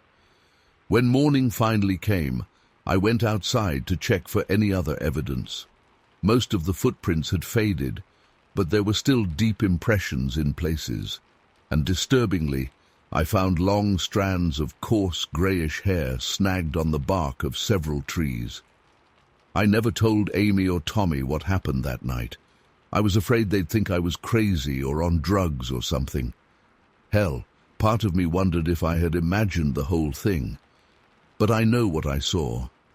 In the years since, I've had a few more encounters in those woods, glimpses of that pale shape moving through the trees, finding more of those huge tracks. but it's never tried to attack me or come to the house again.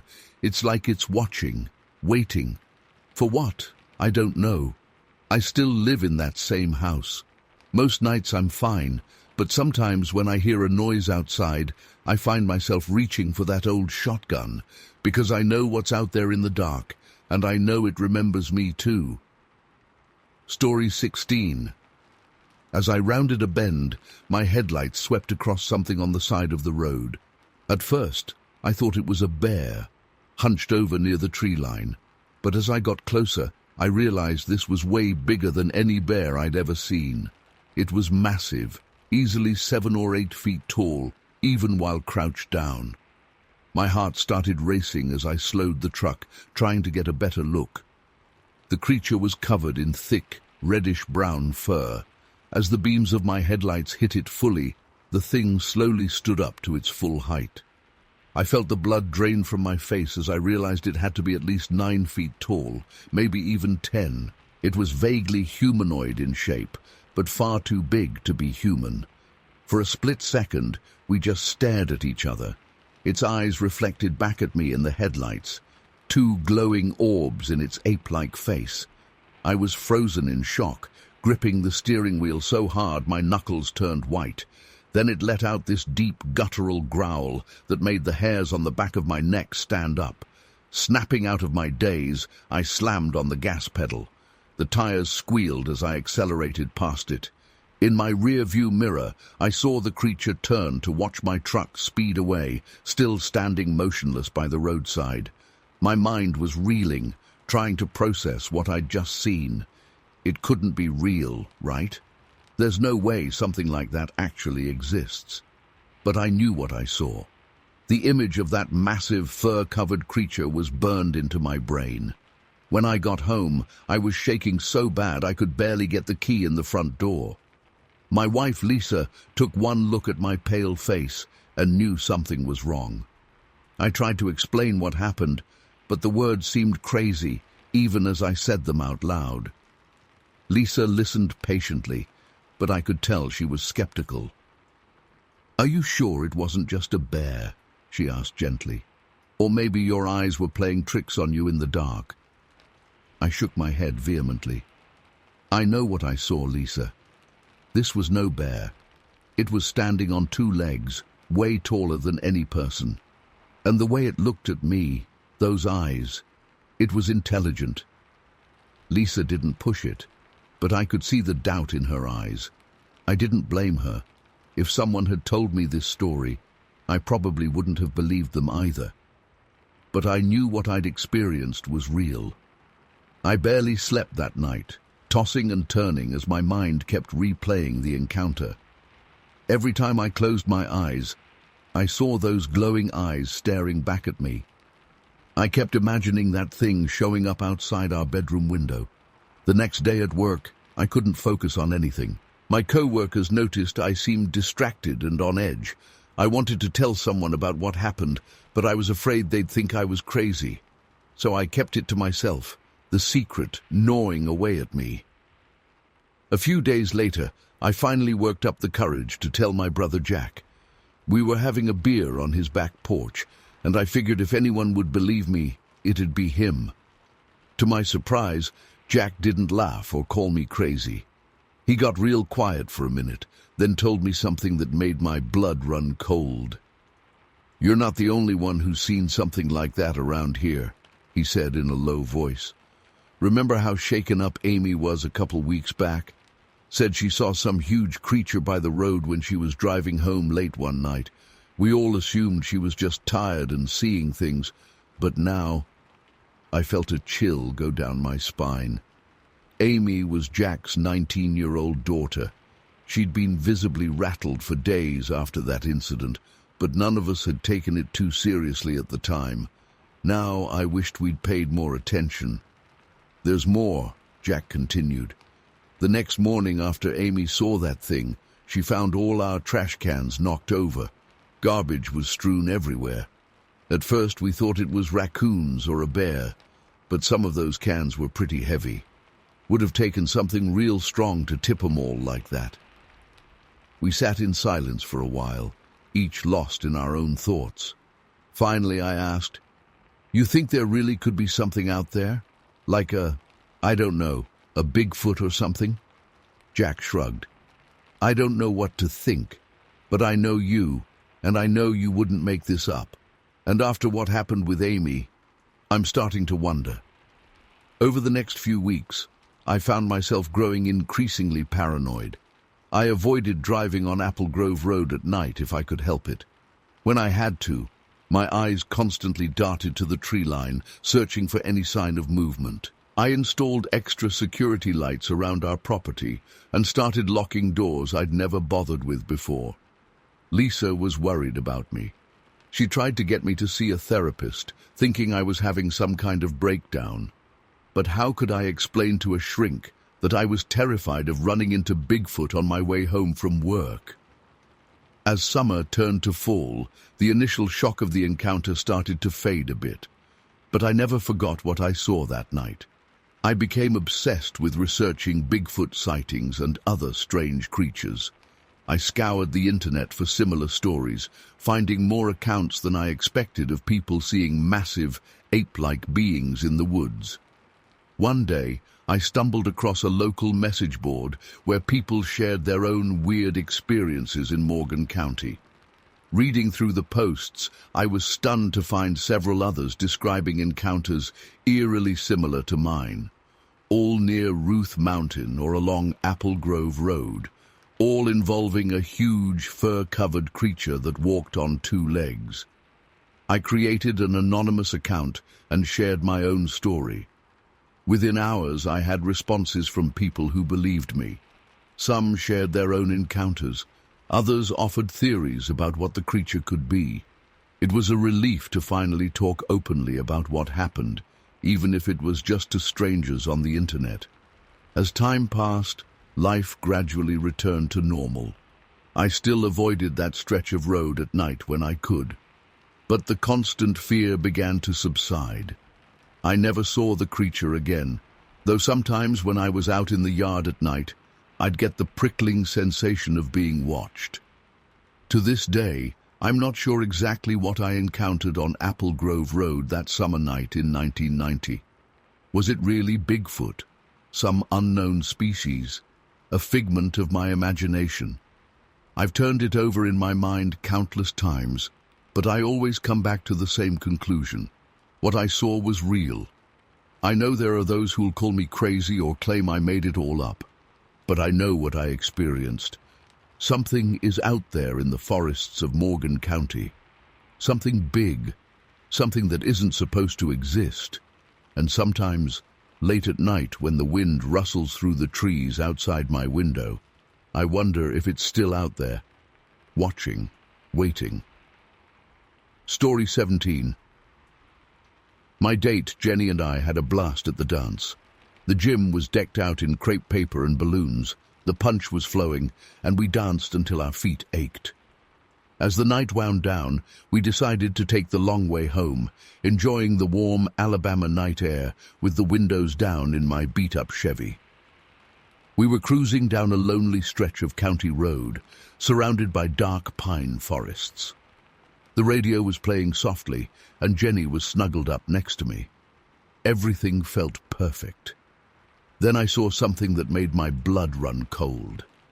Up ahead, illuminated in my headlights, was an enormous black shape hunched over next to a road sign. At first I thought it might be a bear, but as we got closer I realized it was far too big. This thing had to be at least 8 feet tall, even crouched down like that. I slowed the car, squinting to get a better look. That's when it straightened up and turned towards us. I'll never forget what I saw, a massive muscular body covered in shiny black fur. But it wasn't an animal. The proportions were all wrong. It stood on 2 legs like a man, with long arms that hung down past its knees. Jenny saw it too, and let out a blood-curdling scream. I think I screamed too, but it's all kind of a blur. I remember slamming on the brakes and the tires squealing. The creature's head snapped towards us, and I caught a glimpse of glowing red eyes before I threw the car into reverse. I backed up so fast I nearly put us in the ditch. Jenny was sobbing and clinging to my arm. I spun the car around and floored it, my heart pounding out of my chest. I kept checking the rearview mirror, terrified I'd see that thing chasing after us. We tore down that road doing at least 80, taking the curves way too fast. I was in such a panic that I missed our turn. We ended up in some little backwoods community I'd never seen before. There were a few scattered houses with porch lights on. I pulled into the first driveway I saw and laid on the horn. An older couple came out onto the porch, looking confused and a little annoyed. But when they saw the state we were in, their demeanor changed. The woman ushered us inside while her husband grabbed a shotgun and peered out into the darkness. Jenny was hyperventilating and I wasn't much better. We must have looked a sight in our fancy prom clothes, wild-eyed and trembling. The woman who introduced herself as Mrs. Watkins got us settled on the couch and brought us some sweet tea. When we had calmed down enough to speak, we tried to explain what we'd seen. I was worried they'd think we were crazy or on drugs, but to my surprise, they didn't seem all that shocked. "You saw the Bigfoot, didn't you?" Mrs. Watkins said matter-of-factly. Her husband nodded grimly. What? Bigfoot?" I stammered. "But that's not... it can't be real." Mr. Watkins sighed heavily. "Son, there's a lot of strange things in these woods that most folks don't know about. We've been hearing weird noises and finding big tracks around here for years," Mrs. Watkins chimed in. "Just last month, the Johnsons lost 3 of their cows, found them torn to pieces out in the north pasture. No normal predator could have done that." I felt a chill run down my spine. Jenny squeezed my hand so tight it hurt. "How long has this been going on?" I asked. The old couple exchanged a look. "Far as we know, there've been sightings in these parts going back to pioneer days," Mr. Watkins said. "But it's gotten worse lately, more frequent. And that thing seems to be getting bolder." We talked for a while longer, the Watkins sharing stories they'd heard from neighbors and family members over the years, livestock disappearances, eerie howls in the night, massive footprints found in freshly tilled fields. It was hard to believe, but after what we'd seen, I couldn't deny the possibility. Eventually, Mr. Watkins offered to follow us home in his truck to make sure we got back safe. I gratefully accepted. The drive home was tense, both of us jumping at every shadow. But we made it without further incident. I walked Jenny to her door, giving her a long hug before she went inside. I didn't want to let her go, didn't want to be alone with my thoughts. But I had to get home before my parents started to worry. That night, I lay awake for hours, replaying the encounter in my mind. Every time I closed my eyes, I saw those glowing red ones staring back at me. I kept imagining I heard heavy footsteps outside my window. In the days that followed, Jenny and I tried to process what had happened. We debated whether to tell anyone else, but who would believe us? We scoured the local newspaper for any mention of strange sightings or animal attacks, but found nothing concrete. I drove out to that stretch of road a few times in broad daylight, heart in my throat. But I never saw any sign of the creature. No tracks, no fur caught on branches. Nothing to prove what we'd experienced was real. As the weeks passed, the memory began to feel almost dreamlike. Had we really seen what we thought we saw? Or had our minds played tricks on us, amplifying shadows into monsters? But then I'd remember the raw terror I felt in that moment, the way my skin crawled and my stomach dropped.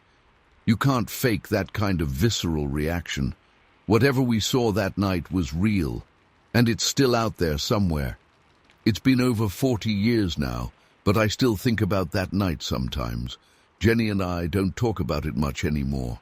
We went our separate ways after high school, the shared trauma creating a rift between us that we could never quite bridge. I still live in Alabama, though I moved to a more populated area. I don't go camping or hiking in the backwoods anymore. Call me paranoid, but I can't shake the feeling of being watched when I'm out in nature. Sometimes I wonder if anyone else has seen it, If there are other people out there carrying around this secret, too afraid or embarrassed to speak up. I've thought about reaching out to cryptozoologists or paranormal investigators, but I always chicken out. Part of me doesn't want to know more, doesn't want confirmation that there really are monsters hiding in the dark. All I know is that night changed me forever. It opened my eyes to a world beyond what we think we know. A world where impossible things can happen and legends can come to life. So, if you're ever driving down a lonely road in Russell County, keep your eyes peeled. And if you see something big and black moving in the shadows, don't slow down. Don't try to get a closer look. Just drive. Drive as fast as you can and don't look back, because some mysteries are better left unsolved. Story 18. I was driving down County Road 21 in Dallas County, Alabama, on a sweltering July evening in 1985. The sun was just starting to set, casting long shadows across the road. I had the windows rolled down, trying to catch whatever breeze I could in the sticky summer heat. The radio was playing softly, some old country song I can't remember now. I've driven that road hundreds of times before and since, but what happened that night has haunted me for nearly 40 years. Even now, my hands shake a little as I type this out. I've never told anyone the full story before. I'm not sure why I'm sharing it now, except that maybe writing it down will help me make sense of it somehow. As I rounded a bend in the road, something caught my eye up ahead. At first, I thought it was just shadows from the trees playing tricks in the fading light. But as I got closer, I realized with a jolt that there were 3 distinct figures standing at the edge of the road. My foot eased off the gas pedal as I tried to process what I was seeing. They weren't human, at least not like any humans I'd ever seen before. The tallest one looked to be about 5 feet high, with the other 2 smaller, maybe 3 feet and 2 feet. But it wasn't just their size that was off. They were covered in thick, shaggy hair, a mix of dark brown and black. As I got closer, still crawling along at maybe 15 mph, I could make out more details. Their arms seemed unnaturally long, hanging down past their knees. The proportions were all wrong, the heads too small, the shoulders too broad. I was close enough now that I should have been able to see their faces clearly. But there were no distinguishable features, just more of that matted brown and black hair. Where eyes should have been, there were only dark hollows. A chill ran through me despite the oppressive heat. My lizard brain was screaming at me to floor it and get the hell out of there. But I was frozen, my hands clenched on the steering wheel as I stared at the impossible creatures before me. For a long moment, we just looked at each other. Me, wide-eyed with disbelief and growing panic. Them, utterly still and alien. The silence seemed to stretch on forever. Then, so fast I almost missed it, they moved. 1 second they were standing stock still by the roadside. The next, they were bounding across the road on 2 legs, but in a weird, loping gait that was nothing like a human run. Their long arms swung as they moved, occasionally touching the ground. They crossed the entire width of the road in what seemed like 2 giant strides. Then they plunged into the dense forest on the other side and vanished from sight. The whole thing probably lasted less than 10 seconds. But in that brief moment, my entire understanding of the world shifted on its axis. I sat there for, I don't know how long, engine idling, staring at the spot where they had disappeared into the trees. My mind kept replaying what I'd seen, trying to rationalize it. Maybe they were bears? But I've seen plenty of bears in my life, and these were nothing like that. Some kind of escaped circus animals. But that didn't explain their eerily human-like posture and movement. Eventually, I became aware that night had fully fallen while I sat there. The shadows that had seemed so menacing earlier now felt like blessed cover. I didn't want to be out in the open anymore. With shaking hands, I put the car in gear and eased forward. As I passed the spot where they had been standing, I half expected to see some sign, footprints, tufts of hair, anything, but there was nothing. Just the empty shoulder of the road, exactly as it always looked. I made it home in a daze. I remember walking into my house and immediately locking all the doors and closing all the curtains. I left every light on that night. Sleep was out of the question. The next morning, I seriously considered calling the police. But what would I even say? I saw some hairy creatures run across the road. They'd think I was drunk or crazy, and the more I thought about it in the harsh light of day, the more unbelievable it seemed. So I said nothing. I tried to go about my life as if nothing had happened, but I've never been able to shake the memory of that night. Every time I drive down that stretch of County Road 21, I find myself scanning the tree line, half expecting to see those bizarre figures again. Sometimes I wonder if I imagined the whole thing. Maybe it was just a trick of the light, my tired mind playing tricks on me. But then I remember the vivid details, the coarse, matted hair, the unsettling proportions, the impossible speed and agility of their movement. It was all too real, too visceral to be a hallucination. I've done some research over the years, trying to find any similar reports or explanations. I've come across stories of Bigfoot sightings, but those always describe a single massive creature. What I saw were clearly three distinct beings of varying sizes. The closest I've come to an explanation is some obscure folklore about wood boogers, or little hairy men that supposedly inhabit the forests of the south. But even those tales don't quite match up with what I witnessed.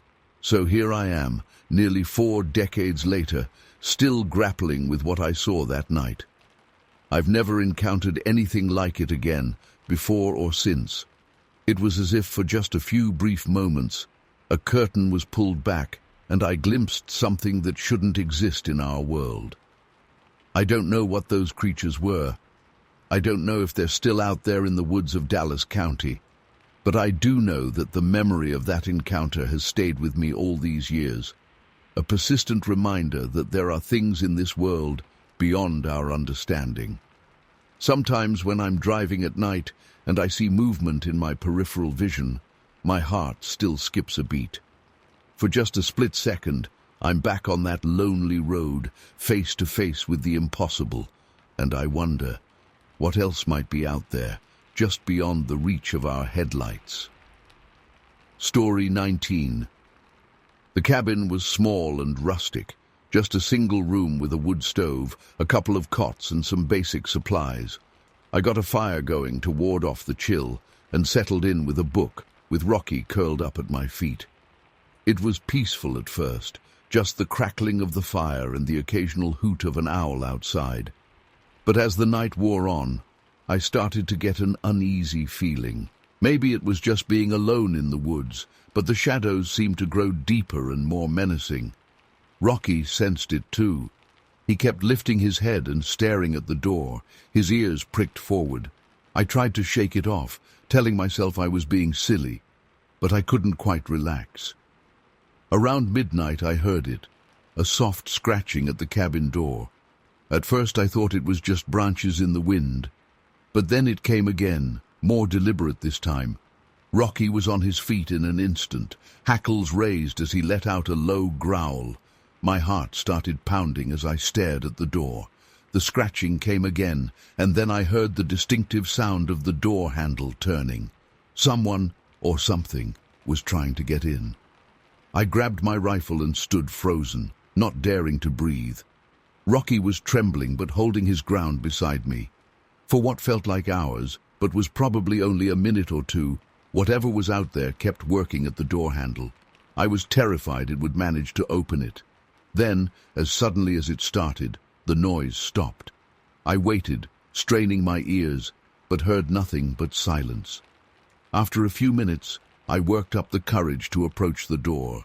With shaking hands, I quickly threw the deadbolt, kicking myself for not having locked it earlier. I spent the rest of the night huddled by the fire with Rocky, jumping at every little sound. As the sky began to lighten, I started to relax a bit. Maybe I had imagined it all, let my imagination run wild in the dark. But then I heard it, a sound coming from the swamp behind the cabin. It's hard to describe, almost like a cross between a howl and a scream, but deeper and more guttural than anything I'd ever heard before. It made the hair on the back of my neck stand up. Rocky went crazy, barking and scratching at the door. In that moment, I made a decision I still regret to this day. I opened the door and let him out, thinking he'd chase off whatever was making that awful racket. I watched from the doorway as Rocky took off like a shot into the pre-dawn gloom. For a few moments, all I could hear was his barking growing fainter as he ran into the swamp. Then there was silence. I was just starting to get worried when I heard him coming back, but something was wrong. Instead of his usual eager trot, he was running full tilt, tail between his legs. As he got closer, I was hit by the most god-awful stench, like rotting meat and sulfur. Rocky burst through the door and cowered behind me, whimpering. He was covered in mud and leaves, but thankfully didn't seem injured. But that smell, I'd never encountered anything like it. It was so strong it made my eyes water. I slammed the door shut and latched it, my hands shaking. Whatever was out there in the swamp, it had terrified my normally fearless dog. And that smell, I knew deep in my bones that it wasn't from any normal animal. As soon as it was fully light, I packed up our stuff and hightailed it out of there. I've never been so glad to see civilization as I was when we pulled into town that morning. I tried to tell myself I was overreacting, that there had to be a logical explanation. But deep down, I knew something truly strange had happened out there in the woods, something I couldn't explain.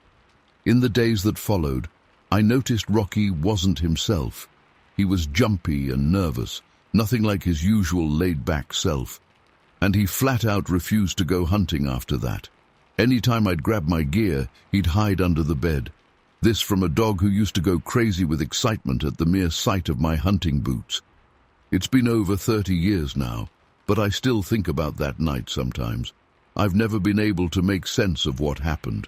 Was it just my imagination running wild, or did we encounter something truly unexplainable out there in the Alabama woods? All I know for sure is that I've never experienced anything like it before or since. And to this day, I get a chill down my spine when I hear strange noises in the night. Part of me is still that terrified 17-year-old boy huddled in a cabin in the dark, wondering what nightmare is lurking just outside the door. I've tried to rationalize it over the years. Maybe it was just some local kids playing a prank, or a bear or other large animal that got too close to the cabin. But none of those explanations quite fit. They don't account for that bone-chilling howl or the awful stench that clung to Rocky when he came back. I've read about other encounters people have had in the woods, stories of strange creatures and unexplained phenomena. Some of them sound eerily similar to what I experienced. It makes me wonder just what's out there in the wilderness, hidden from our everyday lives. I've never gone back to that cabin. My dad sold it a few years later, and I was secretly relieved. The thought of spending another night there filled me with dread. I still go hunting occasionally, but always with a group, never alone, and never in that part of Limestone County. Rocky lived to a ripe old age, but he was never quite the same after that night. He remained a loyal and loving companion, but that fearless spark was gone from his eyes. Sometimes I'd catch him staring off into the distance, as if he was remembering something he'd rather forget. I've debated for years whether to share this story. It sounds so fantastical. I worry people will think I'm crazy or making it up. But I know what I experienced that night was real.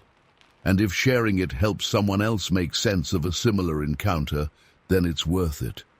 To this day, I can't shake the feeling that there's more to our world than we understand, that there are things out there in the dark that defy explanation.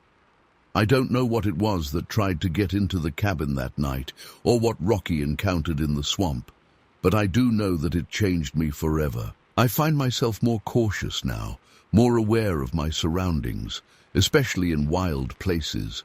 I've developed a deep respect for the unknown and the unexplained, and while part of me hopes I never experience anything like that again, another part of me is always watching, always listening, wondering if I'll catch another glimpse of whatever it is that lurks just beyond the edge of our understanding. So, if you find yourself alone in the woods some night, and you hear something that doesn't quite sound right, or smell something that turns your stomach, don't dismiss it. Trust your instincts, because there might be more out there than you're prepared to face, and some mysteries are better left unsolved. Story 20. We'd driven up into the Sequoia National Forest, way off the beaten path, found a nice secluded spot to set up camp, surrounded by towering pines. The first day and a half were great, hiking, fishing, just enjoying the peace and quiet of nature. But as night fell on that second evening, things took a turn I still can't explain. It started with this uneasy feeling, like we were being watched. The hairs on the back of my neck stood up. I tried to shake it off, tell myself I was just jumpy from too many years on the force. But I could tell Jim felt it too. We exchanged worried glances across the campfire. Then we heard it. This scream. But calling it a scream doesn't do it justice. It was like nothing I'd ever heard before. Primal, guttural, deafeningly loud. It echoed through the mountains, seeming to come from all directions at once. Bobby nearly jumped out of his skin. Jim and I were on our feet in an instant, weapons drawn. "What the hell was that?" Jim whispered, eyes wide. I just shook my head. I had no explanation. The screams came again and again, sometimes sounding closer, sometimes further away, but always bone-chillingly powerful. I swear I could feel the ground vibrating beneath my feet. We huddled close to the fire, weapons at the ready, eyes straining to see into the pitch-black forest around us. Sleep was out of the question. Every snapping twig, every rustle of leaves had us on high alert. Throughout the night we heard movement in the woods, heavy footsteps, the crack of breaking branches. Whatever it was big, and it was circling our camp. I've been in plenty of tense situations as a cop, standoffs, shootouts, you name it. But nothing compared to the sheer terror of that night. The absolute certainty that something was out there, something dangerous and unknown, toying with us. As the first light of dawn finally broke, we began to relax slightly. But that's when we saw them. The tracks, huge humanoid footprints in the soft earth around our campsite, way bigger than any human foot. And the stride length, it was impossible. We followed them to the tree line, where we found branches snapped off as high as 7 or 8 feet up.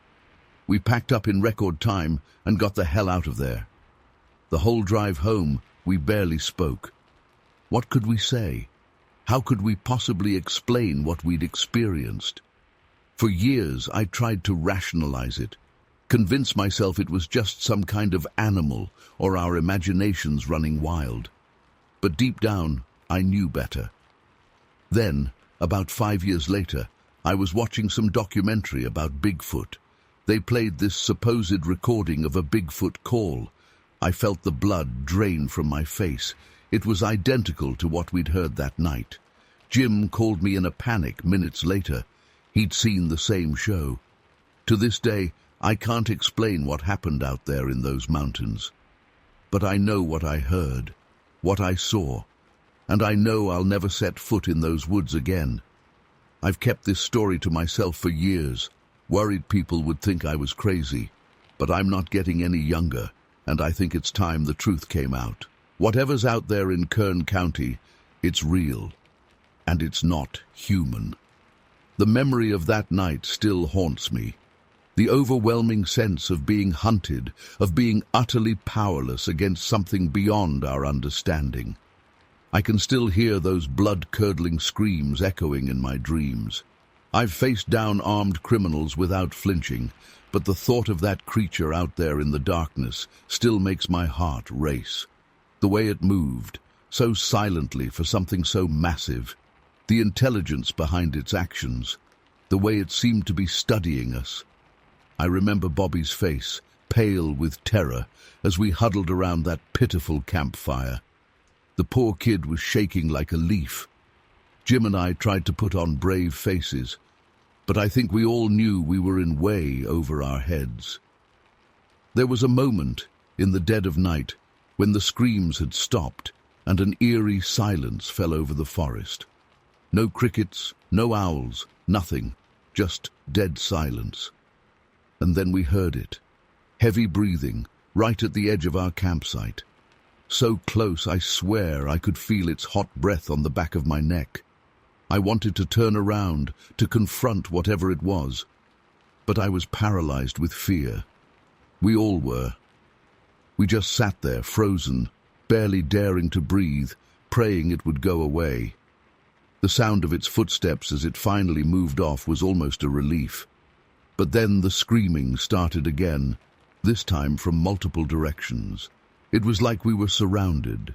When morning finally came and we saw those tracks, it was almost a relief, proof that we weren't going crazy, that something had really been out there. But it also made it all too real. I remember kneeling down next to one of the prints, my hand hovering over it. It was easily twice the size of my own foot. The depth of the impression spoke to the creature's massive weight. And there was this smell, musky, wild, unlike anything I'd encountered before. As we followed the trail of broken branches and disturbed underbrush, the full scale of what we'd encountered began to sink in. Whatever this thing was, it was huge, powerful, and it had been toying with us all night. There was a moment, as we were hurriedly packing up camp, where I caught Jim's eye. We'd been partners for years, been through hell and back together, but I'd never seen him look so shaken. We didn't need to say anything. We both knew our world had changed forever. The drive home was tense. Bobby kept looking back over his shoulder as if expecting to see the creature following us. Jim white-knuckled the steering wheel, jumping at every shadow on the road. I tried to make sense of it all, to fit what we'd experienced into some kind of rational framework. But I couldn't. It defied everything I thought I knew about the world. For weeks afterward, I had trouble sleeping.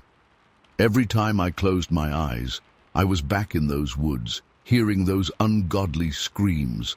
I'd jolt awake in a cold sweat, certain I could feel eyes watching me from the darkness.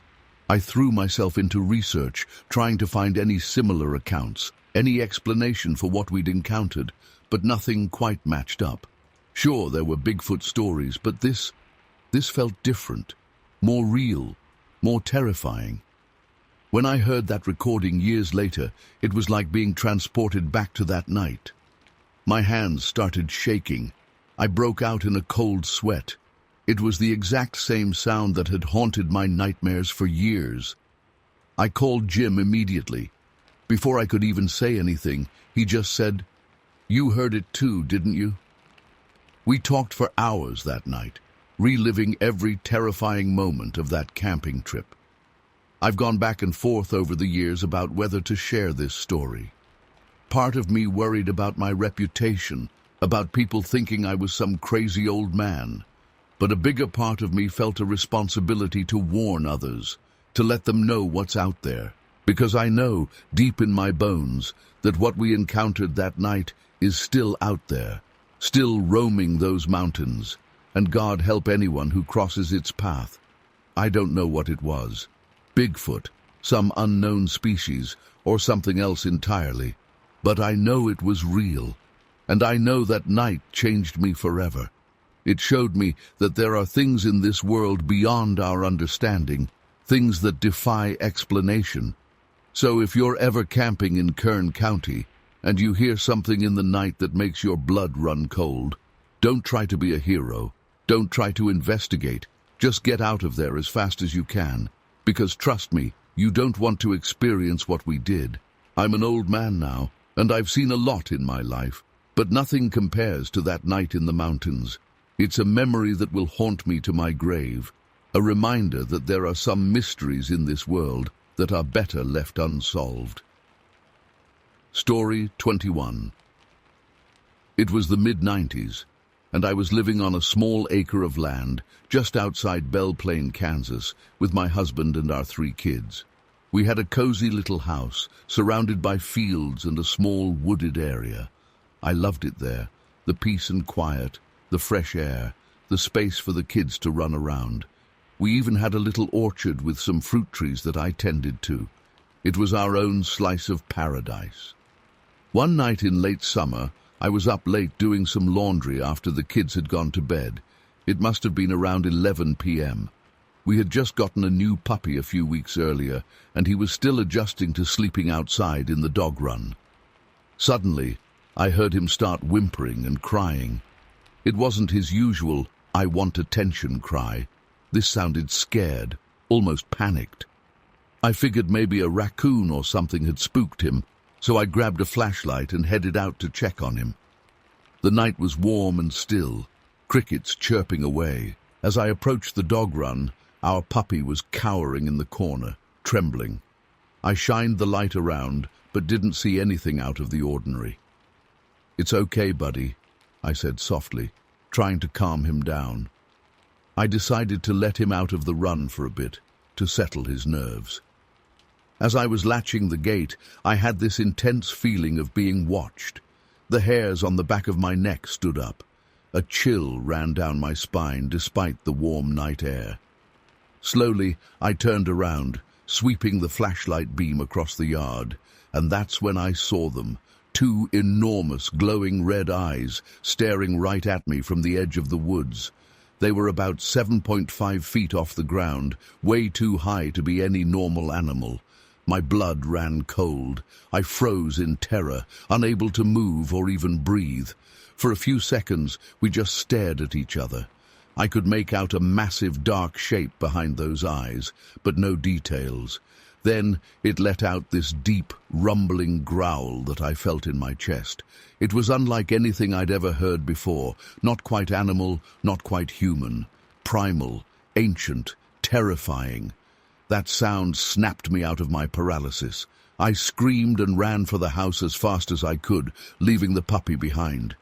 I could hear heavy footsteps and branches snapping behind me, but I didn't dare look back. I burst through the door, slammed it shut, and locked it with shaking hands. My husband came running, asking what was wrong.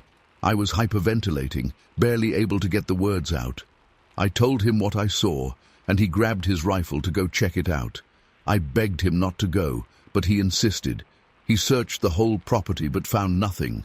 No tracks, no broken branches, nothing out of place. The puppy was back in his run, perfectly calm now.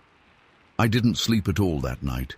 I kept replaying those glowing eyes in my mind, hearing that bone-chilling growl. What the hell had I seen? It was too big to be a bear or mountain lion, and those eyes, they were like nothing I'd ever encountered before. In the days that followed, I scoured the internet and library for answers. I came across stories of Bigfoot sightings that matched some of what I experienced, but it seemed too crazy to be real. Yet I knew deep in my bones that what I saw wasn't human or any known animal. That encounter changed me profoundly. I used to love camping, hiking, being outdoors. Now, I can barely stand to be outside after dark. Every rustle in the bushes, every snapping twig sends me into a panic. I'm constantly on edge, scanning the tree line for those red eyes. I've never seen it again, but I often feel like I'm being watched when I'm in the yard. Sometimes at night, I hear that deep, rumbling growl in the distance. My husband thinks I'm being paranoid, that it was just my imagination playing tricks on me that night. But I know what I saw. I know what I heard. I've tried to rationalize it over the years. Maybe it was just a large animal, and my fear distorted the memory. Maybe I was overtired, and my mind was playing tricks on me. But none of those explanations feel right. The terror I felt that night was too real, too visceral. I've thought about reaching out to Bigfoot researchers or paranormal investigators, but I'm afraid of being labeled as crazy. And part of me doesn't want to know the truth. What if there really is some kind of unknown creature out there in the woods? How many of them are there? Are they dangerous? Sometimes I think about moving, getting away from here. But where would we go? If these things are real, who's to say they're not in other forests too? And this is our home. We've built a life here. I can't let fear drive us away. So I stay, and I cope as best I can. I don't let the kids play outside after dusk. I keep the dog inside at night now. I've installed motion sensor lights all around the property. It helps a little, but I still lie awake many nights, listening for that growl, wondering if those red eyes are watching me through the window. I don't know if I'll ever fully come to terms with what happened that night. It shook my entire worldview, made me question everything I thought I knew about nature and reality. There are things out there that we don't understand, things that defy explanation. And once you've seen them, you can never go back to the comfortable ignorance of before. To this day, I can't look at the woods the same way. What was once a place of beauty and peace now feels ominous and forbidding. I mourn for the carefree person I used to be, the one who could enjoy a night hike or sleep under the stars without fear. That person died the night I saw those red eyes in the darkness. I'm sharing this story in hopes that someone out there might have experienced something similar. Maybe together we can make sense of these encounters, find some explanation that doesn't make me feel like I'm losing my mind. Or maybe just knowing I'm not alone in this will help. If you're reading this and you've never had an experience like mine, count yourself lucky. Hold on to that sense of security, that belief that the world is exactly as you've always known it to be. But maybe, the next time you're alone in the woods at night, pay attention to that prickle on the back of your neck. Listen for that deep, rumbling growl. And whatever you do, don't look for the red eyes in the darkness. Because once you see them, your world will never be the same. Story 22. I'll never forget that rainy November evening in 2003. My husband and I were driving south on I-35 near Wichita, Kansas. The weather was miserable, a steady drizzle that made visibility poor and traffic crawl along at a snail's pace. I was gazing absent-mindedly out the passenger window, watching the raindrops streak across the glass, when something caught my eye in the roadside ditch. At first, I thought it was just a large animal, maybe a bear or something. But as we inched closer in the slow-moving traffic, I realized this was no ordinary creature. My breath caught in my throat as I took in its massive size. It had to be at least 7.5 to 8 feet tall, and it was covered in long, dark hair that was matted down from the rain. I blinked hard, certain I must be seeing things. But when I looked again, it was still there. The creature was moving through the ditch with surprising agility for its size. I watched in stunned silence as it approached a barbed wire fence. My jaw dropped as this enormous being simply stepped over the fence like it was nothing, barely breaking stride.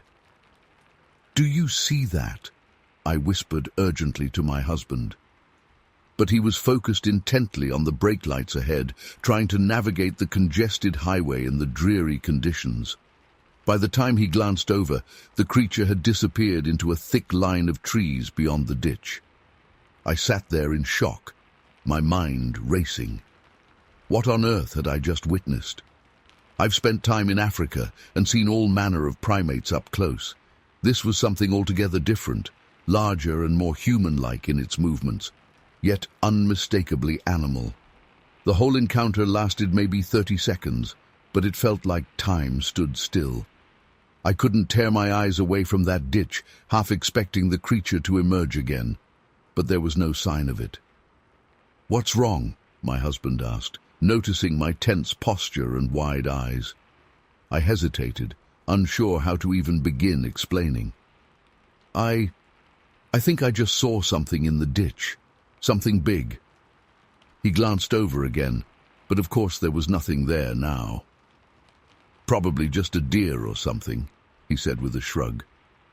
But I knew it wasn't a deer. I've seen plenty of deer in my life, and this was nothing like that. The sheer size alone ruled that out. Not to mention the way it moved, upright and with purpose. I wanted to tell him everything I'd seen, but the words stuck in my throat. It sounded crazy even in my own head. Who would believe me? As we continued creeping along in traffic, I couldn't stop replaying the scene in my mind. The way the creature's wet fur glistened in the fading daylight. How effortlessly it had stepped over that fence. The fluid, almost graceful way it moved despite its bulk. I found myself scanning the tree line, searching for any sign of movement. But there was nothing, just rain-slicked branches swaying in the wind. Part of me wanted to insist we pull over and investigate. But what would be the point? The creature was long gone by now. And how would I explain it to my husband? He'd think I was losing my mind. So I sat there in silence, my thoughts a jumbled mess. I've always considered myself a rational person. I'm not one for flights of fancy or seeing things that aren't there. But I know what I saw. It was real. As the miles rolled by, I couldn't shake the feeling of unease that had settled over me. It wasn't just the shock of the encounter itself. It was the implications. If this creature was real, and I was certain it was, what did that mean? How many more could be out there? How had they managed to stay hidden for so long? I found myself looking at the world around me differently. The dark spaces between trees took on new meaning. Every shadow held the potential for mystery. When we finally arrived at our destination that night, I was exhausted. The adrenaline crash hit me hard, but sleep proved elusive. Every time I closed my eyes, I saw that creature, its powerful frame, the intelligence in its movements. In the days and weeks that followed, I scoured the internet for similar sightings in the area. I read every article I could find on mysterious creatures and unexplained encounters, but nothing quite matched what I'd seen. I debated whether to report it officially, but to who? The local police would probably laugh me out of the station, and without any evidence beyond my own eyes, what was the point? So I kept it to myself. For years, I didn't breathe a word of it to anyone, not even my husband. How could I explain something I didn't understand myself? But the memory never faded. If anything, it grew sharper with time.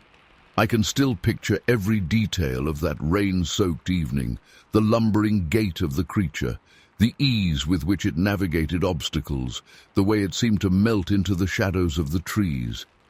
Sometimes I wonder if I imagined the whole thing, if maybe the poor visibility and my tired mind conjured up some elaborate hallucination. But deep down, I know that's not the case. What I saw was real as the rain on the windshield or the cars crawling along the highway. I don't know what to call it. Bigfoot, Sasquatch, some unknown species of primate. The labels seem inadequate somehow.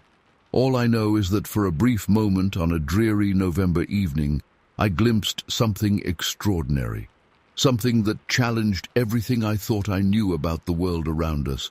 I've never seen anything like it since, but I find myself watching a little more closely now, paying attention to the spaces others overlook, because if there's one thing I learned that night, it's that there are still mysteries out there, things that defy explanation, and sometimes, if you're in the right place at the right time, you might just catch a glimpse of them. That rainy evening on I-35 changed me. Not in any dramatic outward way, but it shifted something inside, opened my eyes to possibilities I'd never considered before. And while part of me wishes I could forget it, go back to seeing the world as I did before, a larger part is grateful. Grateful for the reminder that there's still wonder out there, still things we don't understand. So I carry this secret with me. This impossible encounter that lasted mere seconds but left an indelible mark. And I wonder, always, what else might be out there? What other marvels and mysteries are just waiting to be discovered, if only we keep our eyes open and our minds willing to believe? Story 23. The first night was peaceful enough. We grilled hot dogs, drank a few beers, and snuggled up by the fire pit watching the stars come out. But as we were getting ready for bed, I started to feel uneasy. It was so quiet out there, too quiet. No crickets chirping, no rustling in the underbrush. Just an eerie stillness that made the hair on the back of my neck stand up. I tried to shake it off as we settled into bed, but I couldn't relax. Every little creak of the old cabin had me on edge. I must have finally dozed off at some point, because the next thing I knew, I was jolting awake in a panic. At first I wasn't sure what had woken me. Then I heard it, a deep, guttural growl unlike anything I'd ever heard before. It sounded massive and close, too close. My boyfriend was still sound asleep next to me. I shook him desperately, whispering for him to wake up. Just then, something slammed into the side of the cabin with such force the whole structure shook. Picture frames crashed to the floor as whatever it was outside started clawing and pounding at the walls. The sounds it was making, my God, I'll never forget those sounds. Roars and howls that were almost human, but too powerful, too primal to be anything I recognized. We huddled together in terror as the attack continued. The cabin felt like it might collapse at any moment under the relentless assault. I was certain we were about to die. After what felt like hours, but was probably only minutes, there was a pause in the onslaught. We seized our chance and made a frantic dash for the car, not even stopping to grab our things. As we ran, I heard massive branches snapping behind us, as if something huge was crashing through the forest in pursuit. I've never run so fast in my life. We peeled out of there in a spray of gravel, my boyfriend flooring it down the rough dirt road. I kept expecting to see some monstrous shape appear in the rearview mirror, but there was only darkness behind us. We drove for hours, too scared to stop, before finally pulling into a 24-hour diner parking lot as the sun was coming up. We sat there shaking, trying to process what had just happened. My boyfriend kept saying it must have been a bear, but I knew deep in my bones that it was something else, something that shouldn't exist. I tried to put that night out of my mind and move on with my life. My boyfriend and I eventually broke up. The trauma of that experience had put too much strain on our relationship. But 2 years later, in 1994, it happened again. I was house-sitting for a friend who lived in a fairly remote area outside of town. I was nervous about staying there alone, but told myself I was just being paranoid because of what had happened before. Everything was fine for the first couple days. Then one night, I woke up to that same overwhelming feeling of dread. The house was dead silent, but I sensed something was out there watching. I tried to convince myself it was just my imagination, but then I heard it, that same bone-chilling growl from 2 years ago. I froze in terror as heavy footsteps circled the house. Whatever it was massive. Each step made the floorboards creak. Suddenly, it started pounding on the walls and windows, just like at the cabin. The whole house was shaking. I curled up in a ball, sobbing hysterically, and certain I was about to die. The attack seemed to go on forever. At one point, I heard wood splintering and was sure it had broken through a door or window, but it never entered the house. Eventually, the sounds faded away and everything went quiet again. I spent the rest of the night huddled in the bathtub with all the lights on, jumping at every little noise. When morning finally came, I got the hell out of there and never went back. These encounters have haunted me ever since. I've done a lot of research trying to make sense of what happened. I'm convinced now that it was some kind of Bigfoot or Sasquatch. The sheer size and power, the inhuman noises, the deliberate intimidation, it all fits with other reported encounters. But why me? Why did this thing seem to seek me out twice? I've wondered if there's something about certain people that attracts these creatures. Maybe they can sense fear, or there's some kind of energy they're drawn to. All I know is that I'll never set foot in those woods again. I still have nightmares sometimes where I'm back in that cabin or house, listening to those terrifying sounds getting closer and closer. The fear I felt in those moments was beyond anything I can describe. It was primal, overwhelming, like my deepest instincts were screaming that I was in the presence of something ancient and powerful that saw me as prey. I don't know if I'll ever fully recover from those experiences.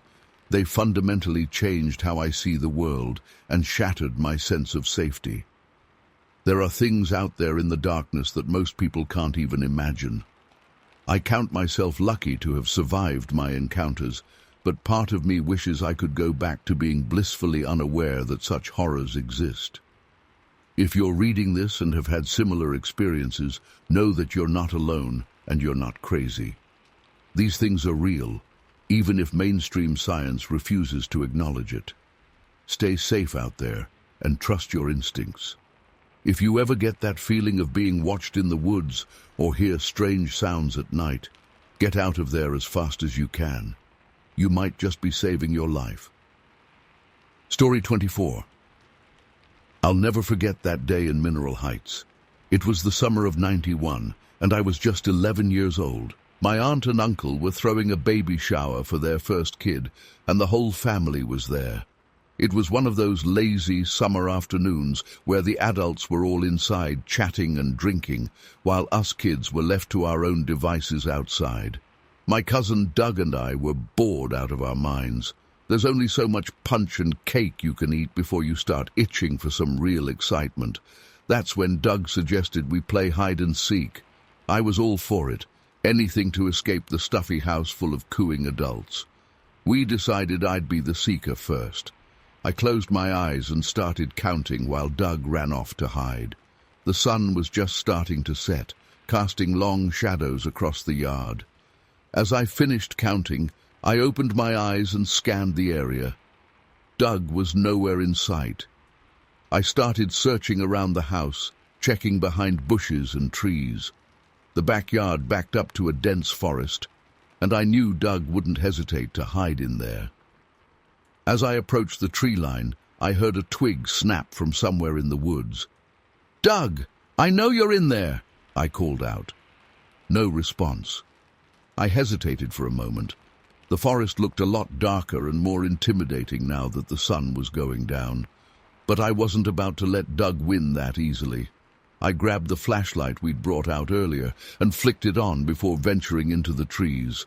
The temperature seemed to drop as soon as I stepped under the canopy. The air felt thick and heavy, like right before a thunderstorm. I swept the flashlight beam back and forth, searching for any sign of Doug. "Come on, man. This isn't funny anymore," I muttered to myself. I was starting to get a little freaked out. That's when I heard it. A low, guttural sound that sent chills down my spine. It wasn't quite a growl, more like a deep, rumbling breath. And it was close. I froze, my heart pounding in my chest. Slowly, I turned the flashlight towards the source of the sound. What I saw in that moment is seared into my memory forever. Standing there, not 20 feet away, was a massive figure. It had to be at least 6.5 feet tall, maybe more. But it wasn't human, not even close. The thing was covered in thick, reddish-brown fur. In the beam of the flashlight, I could see that the fur looked matted and wet, almost like a stuffed animal that had been left out in the rain. Its arms were impossibly long, hanging down past its knees, but it was the face that truly terrified me. It had a broad, flat nose and deep-set eyes that seemed to glow in the darkness. Those eyes locked onto mine, and I felt a wave of cold fear wash over me. For what felt like an eternity, we just stared at each other. I couldn't move, couldn't breathe. Then, ever so slowly, the creature turned and began to walk away. Its gait was strange, almost lumbering, like each step was carefully considered. As it retreated into the darkness, I finally found my voice. "Doug!" I screamed. "Doug!" I heard crashing through the underbrush, and suddenly Doug was there beside me, out of breath. "What? What is it? Did you see? Look!" I pointed frantically in the direction the creature had gone, but it had vanished into the shadows. Doug grabbed the flashlight from my shaking hand and shone it around. "I don't see anything. What happened? You look like you've seen a ghost." I tried to explain what I'd seen, but the words tumbled out in a jumbled mess. Doug looked skeptical, but I could see the fear in his eyes too. "We need to get back to the house," he said firmly. "Now." We ran back as fast as we could, bursting through the back door and startling the adults inside. My mom took one look at my pale face and rushed over. "What's wrong? What happened?" I opened my mouth to tell her, but then hesitated. Would she even believe me? I glanced at Doug, who gave a slight shake of his head. "Nothing," I mumbled. "We just got scared in the woods. It's dark out there." The adults chuckled, and someone made a joke about silly kids and their imaginations, but I couldn't shake the feeling of those eyes watching me, or the memory of that wet, matted fur. As we drove home that night, I kept replaying the encounter in my mind. The way it moved, the sound it made, it all felt so real, so visceral. But a part of me wondered if I had imagined it all. Maybe it was just shadows and my overactive imagination playing tricks on me. But deep down, I knew what I saw, and I knew I'd never forget it. Years passed, and Mineral Heights slowly died. People moved away, houses were abandoned. I heard rumors about strange sightings in the woods, but I never went back. I couldn't bring myself to face those memories again. Sometimes on quiet nights, I still dream about that creature. I can still feel the texture of its fur, see the slow, deliberate way it moved. And I wonder, was it really there? Or was it just a figment of my imagination, born from the mind of a scared kid in a dark forest? I may never know for sure. But one thing's certain. I'll never look at the woods the same way again. And sometimes, when I'm driving past a dense forest at night, I can't help but scan the tree line, half expecting to see those glowing eyes staring back at me. I've tried to rationalize it over the years. Maybe it was a bear or some other animal that my young mind transformed into something more sinister. But deep down, I know that's not true. What I saw that day in Mineral Heights was something else entirely. Something that shouldn't exist, but does. I've never told many people about what happened. Who would believe me? A kid seeing Bigfoot at a baby shower sounds like the plot of a bad B-movie. But it's my truth, and it's a memory that's haunted me for decades. Sometimes I wonder if Doug remembers that day. We never really talked about it afterwards. It was like we had some unspoken agreement to pretend it never happened. But I've caught him giving me strange looks at family gatherings over the years, especially when the conversation turns to urban legends or cryptids. I've done some research since then, looking into other Bigfoot sightings in the area. There have been a few reports over the years, but nothing concrete, nothing that matches what I saw that day. The thing that sticks with me the most, even after all these years, is the creature's eyes. They weren't the eyes of a mindless animal. There was intelligence there and something else. Curiosity, maybe. Fear. It was like looking into the eyes of something that understood me just as much as I understood it. I've often wondered why it didn't attack. It certainly could have. I was just a scrawny kid, and it was massive. But instead, it just walked away. Was it as scared of me as I was of it? Or was there some other reason it chose to leave me alone? These questions have plagued me for years.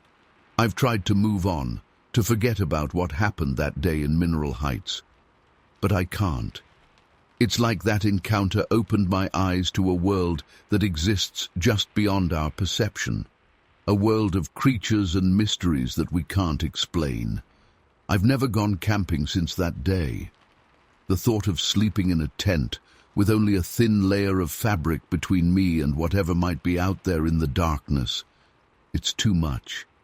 My kids think I'm just being overprotective when I refuse to let them go on overnight camping trips. If only they knew the real reason. Sometimes I drive by where Mineral Heights used to be. The town is long gone now, reclaimed by nature. The forest has grown denser, swallowing up the remnants of the houses and streets. I always slow down as I pass, my eyes scanning the tree line. Part of me hopes to catch another glimpse, to prove to myself once and for all that I didn't imagine it. But another part of me is terrified of what I might see. I know this all sounds crazy. Trust me, I've questioned my own sanity more times than I can count, but I know what I saw that day.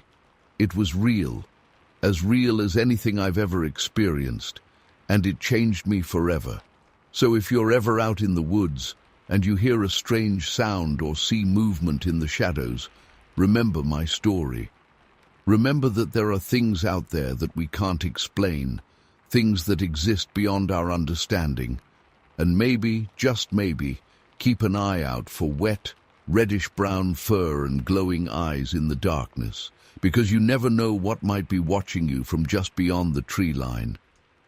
Story 25. I still remember that day like it was yesterday, even though it's been almost 40 years. My dad and uncle had just gotten back from their annual camping trip up in the Boundary Waters. They'd been going there every summer for as long as I could remember, but this time was different. When they walked through the door, I knew something wasn't right. Their faces were pale, and they had this haunted look in their eyes that I'd never seen before. It took a few days before my dad was willing to talk about what happened. We were sitting out on the back porch one evening, watching the sun go down, when he finally opened up. His voice was quiet, almost hesitant, as he started to tell me about their trip to Trout Lake. "Craig, I've never told you this before, but something happened up there that I can't explain," he began. I could see his hands shaking slightly as he lit a cigarette. "Your uncle and I, we saw something out there, something that shouldn't exist." He took a long drag and stared off into the distance for a moment before continuing. "It was our second night at the campsite. We'd had a great day of fishing and were sitting by the fire, having a few beers. It must have been around 10 p.m. when we first heard it, this loud splash out on the lake, like someone had thrown a boulder into the water. At first, we didn't think much of it. Could have been a big fish jumping or something. But then it happened again and again. These massive splashes, getting closer to our campsite each time. We grabbed our flashlights and went down to the shore to see what was going on, but we couldn't see anything out there." My dad's voice grew quieter, and I had to lean in to hear him. "That's when we heard the trees. It sounded like something huge was moving through the forest, snapping branches and knocking over small trees. The noise was deafening, Craig, like a freight train plowing through the woods. I could see goosebumps rising on my dad's arms as he continued. We were frozen in place, just listening to this thing, getting closer and closer. The splashing had stopped, but now we could hear heavy footsteps and this deep, rumbling sound, like a growl, but lower than anything I've ever heard before. Suddenly, there was a flash of lightning, and for just a second we saw it. My dad's eyes were wide now, reliving the moment. It was huge, Craig, easily 8 or 9 feet tall, covered in dark fur, built like a man, but not a man. It was standing at the edge of our campsite, just staring at us with these glowing eyes. We both yelled and stumbled backward. Your uncle tripped over a log and fell, and I helped him up. By the time we looked back, it was gone. But we could still hear it moving through the trees, circling our camp. My dad took another long drag on his cigarette, his hand visibly shaking. That's when the storm hit. It came out of nowhere, howling wind, rain coming down in sheets. We could barely see a foot in front of us, but we knew we had to get out of there. We grabbed what we could and ran for the canoe. The waves on the lake were massive, but we didn't have a choice. As we pushed off from shore, I swear I could hear that thing roaring behind us, furious that we were escaping. He paused for a moment, lost in the memory. We paddled for hours in that storm, Craig. I don't know how we didn't capsize. Every time the lightning flashed, I was terrified we'd see that thing swimming after us or standing on the shore. When we finally made it to the other side of the lake, we just collapsed on the beach and waited for dawn. The next morning, when the storm had passed, we went back to our campsite. Craig, it was destroyed. Our tent was shredded, our gear scattered everywhere. There were massive footprints all over the place, and some of the trees around the camp had been snapped like twigs. My dad's voice grew quiet again. We packed up what was left of our stuff and got out of there as fast as we could. Didn't say a word to each other the whole way home. Your uncle and I, we made a pact not to talk about what happened. Who would believe us anyway? He turned to look at me then, his eyes pleading. I know how this sounds, Craig. I've spent years trying to convince myself it was just the storm, or that we imagined it all. But I know what I saw, what I heard. That thing, it was real. I didn't know what to say. My dad had always been a practical, no-nonsense kind of guy. Seeing him so shaken, so convinced of what he'd experienced, sent a chill down my spine. Have you ever told anyone else? I asked. He shook his head. Just you and your uncle know. We've never gone back to Trout Lake, never even talked about going camping again. Some things you just can't explain, Craig. And maybe it's better not to try. We sat in silence for a while after that, watching the last light fade from the sky. I had 1,000 questions, but I could see my dad was drained from reliving that night. As we got up to head inside, he put his hand on my shoulder. I'm glad I finally told you, he said softly. It's been weighing on me all these years. Just be careful out there, Craig. The world is a bigger, stranger place than we know. That conversation changed something between us. I saw a vulnerability in my dad that I'd never seen before, and though I've never experienced anything like what he described, I can't help but look at the forests and lakes differently now. Every time I hear an unexplained noise in the woods or see a shadow move in the corner of my eye, I think about that night on Trout Lake and the terrifying encounter that my dad and uncle never forgot. I've done some research over the years, looking into other reports of strange sightings in the Boundary Waters. There are more stories out there than you might think. Tales of giant footprints, eerie howls in the night, and glimpses of something that shouldn't exist. I don't know what to believe, but I know my dad wasn't a man given to flights of fancy or tall tales. Whatever happened that night, whatever they saw, it was real to them. And that's enough to make me wonder about what might be out there, lurking in the shadows of the wilderness, just beyond the reach of our understanding.